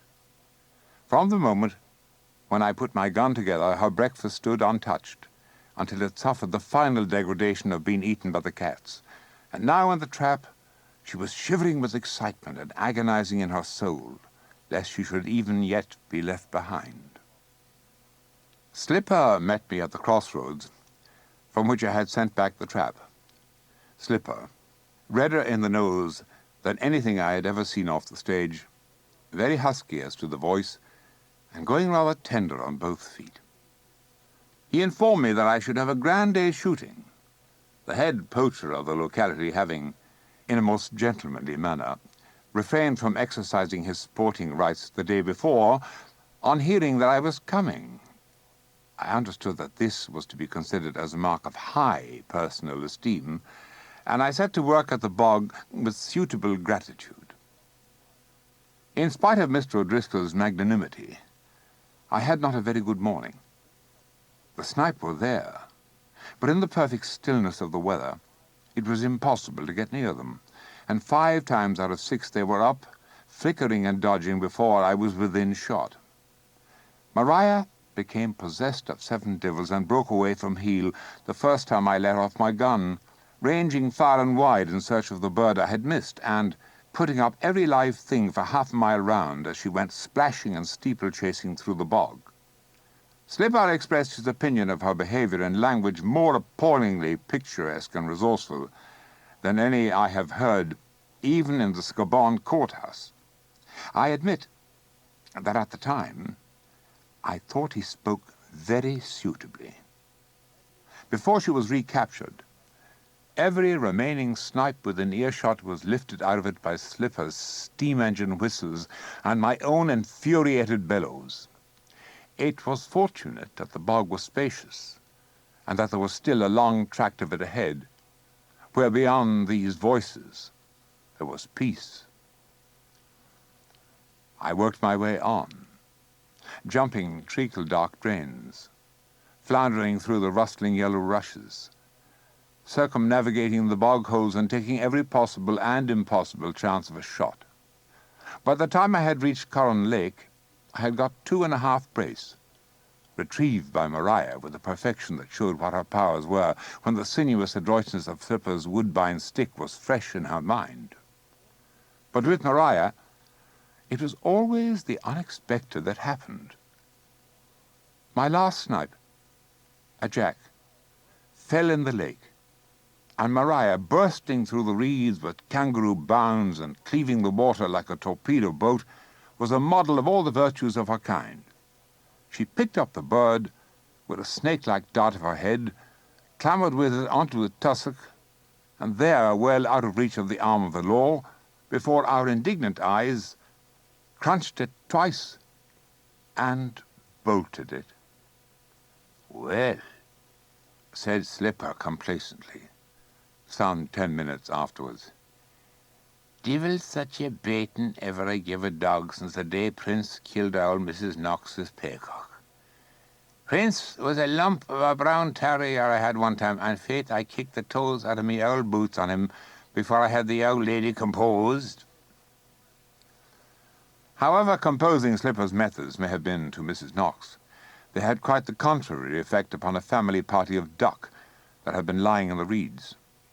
With horrified outcries they broke into flight, and now were far away on the ethereal mirror of the lake, among strings of their fellows that were floating and quacking in preoccupied indifference to my presence. A promenade along the lake shore demonstrated the fact that without a boat there was no more shooting for me. I looked across to the island where, some time ago, I had seen Philippa and her punt arrive. The boat was tied to an overhanging tree, but my wife was nowhere to be seen. I was opening my mouth to give a hail when I saw her emerge precipitately from among the trees and jump into the boat. Philippa had not in vain spent many summers on the Thames. She was under way in a twinkling, sculled a score of strokes at the rate of a finish, then stopped at the peaceful island. I called to her, and in a minute or two the punt had crackled through the reeds and shoved its blunt nose ashore at the spot where I was standing. "Sinclair," said Philippa in awestruck tones, "there's something on the island." "I hope there's something to eat there," said I. "I tell you there is something there, alive," said my wife, with her eyes as large as saucers. "It's making an awful sound, like snoring." That's the fairies, ma'am," said Slipper with complete certainty. "Sure, I known them that seen fairies in that island as thick as the grass, and every one of them with little caps on them." Philippa's wide gaze wandered to Slipper's hideous pug face and back to me. "It was not a human being, Sinclair," she said combatively, though I had not uttered a word. Maria had already, after the manner of dogs, leapt dripping into the boat. I prepared to follow her example. "Major," said Slipper in a tragic whisper, "there was a man was a night on that island one time watching duck, and them people caught him and dragged him through hell and through death and threw him in the tide." "Shove off the boat," I said, too hungry for argument. Slipper obeyed, throwing his knee over the gunwale as he did so, and tumbling into the bow. We could have done without him very comfortably, but his devotion was touching. Holy Island was perhaps 100 yards long and about half as many broad. It was covered with trees and a dense growth of rhododendrons. Somewhere in the jungle was a ruined fragment of a chapel, smothered in ivy and briars, and in a little glade in the heart of the island there was a holy well. We landed, and it was obviously a sore humiliation to Philippa that not a sound was to be heard in the spellbound silence of the island, save the cough of a heron on a treetop. "It was there," she said, with an unconvinced glance at the surrounding thickets. "Sure, I'll give a trawl through the island, ma'am," volunteered Slipper with unexpected gallantry. "and if it's the devil himself is in it, I'll rattle him into the lake." He went swaggering on his search, shouting, "Hey, cock!" and whacking the rhododendrons with his stick, and after an interval returned and assured us that the island was uninhabited. Being provided with refreshments, he again withdrew, and Philippa and Maria and I fed variously and at great length, and washed the plates with water from the holy well. I was smoking a cigarette when we heard Slipper addressing the solitudes at the farther end of the island and ending with one of his whisky-throated crows of laughter. He presently came lurching towards us through the bushes, and a glance sufficed to show even Philippa, who was as incompetent a judge of such matters as many of her sex, that he was undeniably screwed. "Major Yeates," He began. "and Mrs. Major Yeates, with respect to yous, I'm beastly drunk. Me head is light since the fluenzy, and the doctor told me I should carry a little bottleine of spirits." "Look here," I said to Philippa. "I'll take him across and bring the boat back for you." "Sinclair," responded my wife with concentrated emotion, "I would rather die than stay on this island alone." Slipper was getting drunker every moment, but I managed to stow him on his back in the bows of the punt, in which position he at once began to uplift husky and wandering strains of melody. To this accompaniment we, as Tennyson says, move from the brink like some full-breasted swan that, fluting a wild carol ere her death, ruffles her pure cold plume and takes the flood with swarthy web. Slipper would certainly have been none the worse for taking the flood, and as the burden of Lanigan's ball strengthened and spread along the tranquil lake, and the duck once more fled in justifiable consternation, I felt much inclined to make him do so. We made for the end of the lake that was nearest Sri Lane, and as we rounded the point of the island, another boat presented itself to our view. It contained my late entertainer, Mrs. Canty, seated bulkily in the stern, while a small boy bowed himself between the two heavy oars. "It's a lovely evening, Major Yeates," she called out. "I'm just going to the island to get some water from the holy well for me daughter that has an impression on her chest. Indeed, I thought 'twas yourself was singing a song for Mrs. Yeates when I heard you coming. But sure, Slipper is a great warrant himself for singing. May the devil crack the two legs under ye," bawled Slipper in acknowledgment of the compliment. Mrs. Canty laughed genially, and her boat lumbered away. I shoved Slipper ashore at the nearest point. Philippa and I paddled to the end of the lake, and abandoning the duck as a bad business, walked home. A few days afterwards, it happened that it was incumbent upon me to attend the funeral of the Roman Catholic bishop of the diocese. It was what is called in France un bel enterrement, with inky flocks of tall-hatted priests and countless yards of white scarves, and a repast of monumental solidity at the bishop's residence. The actual interment was to take place in Cork, and we moved in long and imposing procession to the railway station, where a special train awaited the cortege. My friend Mr. James Canty was among the mourners, and important an active personage, exchanging condolences with the priests, giving directions to porters, and blowing his nose with a trumpeting mournfulness that penetrated all the other noises of the platform. He was condescending enough to notice my presence, and found time to tell me that he had given Mr. Murray a sure word with regard to some of the wreckage, this with deep significance, and a wink of an inflamed and tearful eye. I saw him depart in a first-class carriage, and the order of sanctity, seeing that he was accompanied by 7 priests, and that both windows were shut. The latter must have been considerable. Afterwards in the town I met Murray, looking more pleased with himself than I had seen him since he had taken up the unprofitable task of smuggler hunting. "Come along and have some lunch," he said. "I've got a real good thing on this time. That chap Canty came to me late last night and told me he knew for a fact that the island on Coral Lake was just stiff with barrels of bacon and rum, and that I'd better send every man I could spare today to get them into the town. I sent the men out at 8 o'clock this morning. I think I've gone one better than Bosun kept this time." I began to realize that Philippa was going to score heavily on the subject of the fairies that she had heard snoring on the island, and I imparted to Murray the leading features of our picnic there.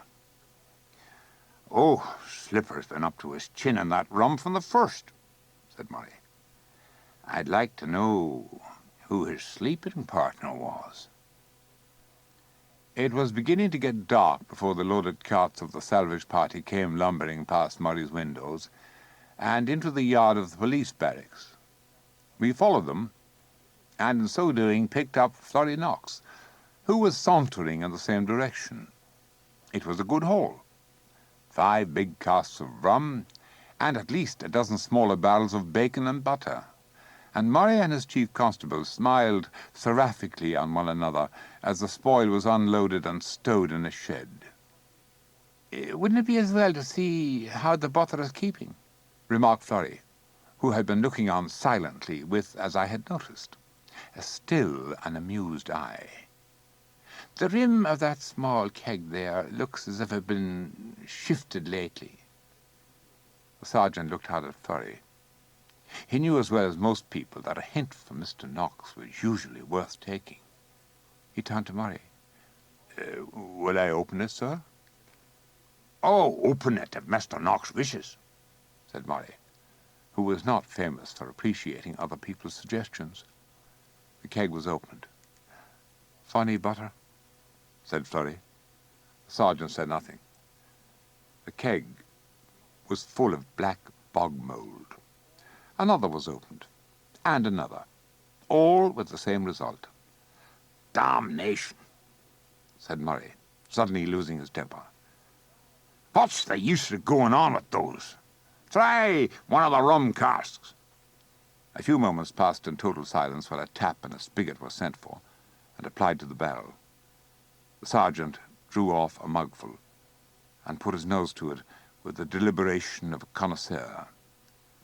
"Water, sir," he pronounced. "Dirty water with a small indication of spirits." A junior constable tittered explosively, met the light blue glare of Murray's eye, and withered away. "Perhaps it's holy water," said I, with a wavering voice. Murray's glance pinned me like an assegai, and I also faded into the background. "Well," said Florrie in dulcet tones, "if you want to know where the stuff is that was in those barrels, I can tell you, for I was told it myself half an hour ago. It's gone to Cork with the bishop by special train." Mr. Canty was undoubtedly a man of resource. Mrs. Canty had mistakenly credited me with an intelligence equal to her own, and on receiving from Slipper a highly coloured account of how audibly Mr. Canty had slept off his potations, had regarded the secret of Holy Island as having been given away. That night, and the 2 succeeding ones, were spent in the transfer of the rum to bottles, and the bottles and the butter to fish boxes. These were, by means of a slight lubrication of the railway underlings, loaded into a truck as fresh fish, urgent, and attached to the bishop's funeral train, while the police, decoyed far from the scene of action, were breaking their backs over barrels of bog water. "I suppose," continued Florrie pleasantly, "you don't know the pub that Canty's brother has in Cork? Well, I do. I'm going to buy some rum there next week. Cheap." "I shall proceed against Canty," said Murray with fateful calm. "You won't proceed far," said Florrie. "You'll not get as much evidence out of the whole country as it hang a cat." "Who was your informant?" demanded Murray. Florrie laughed.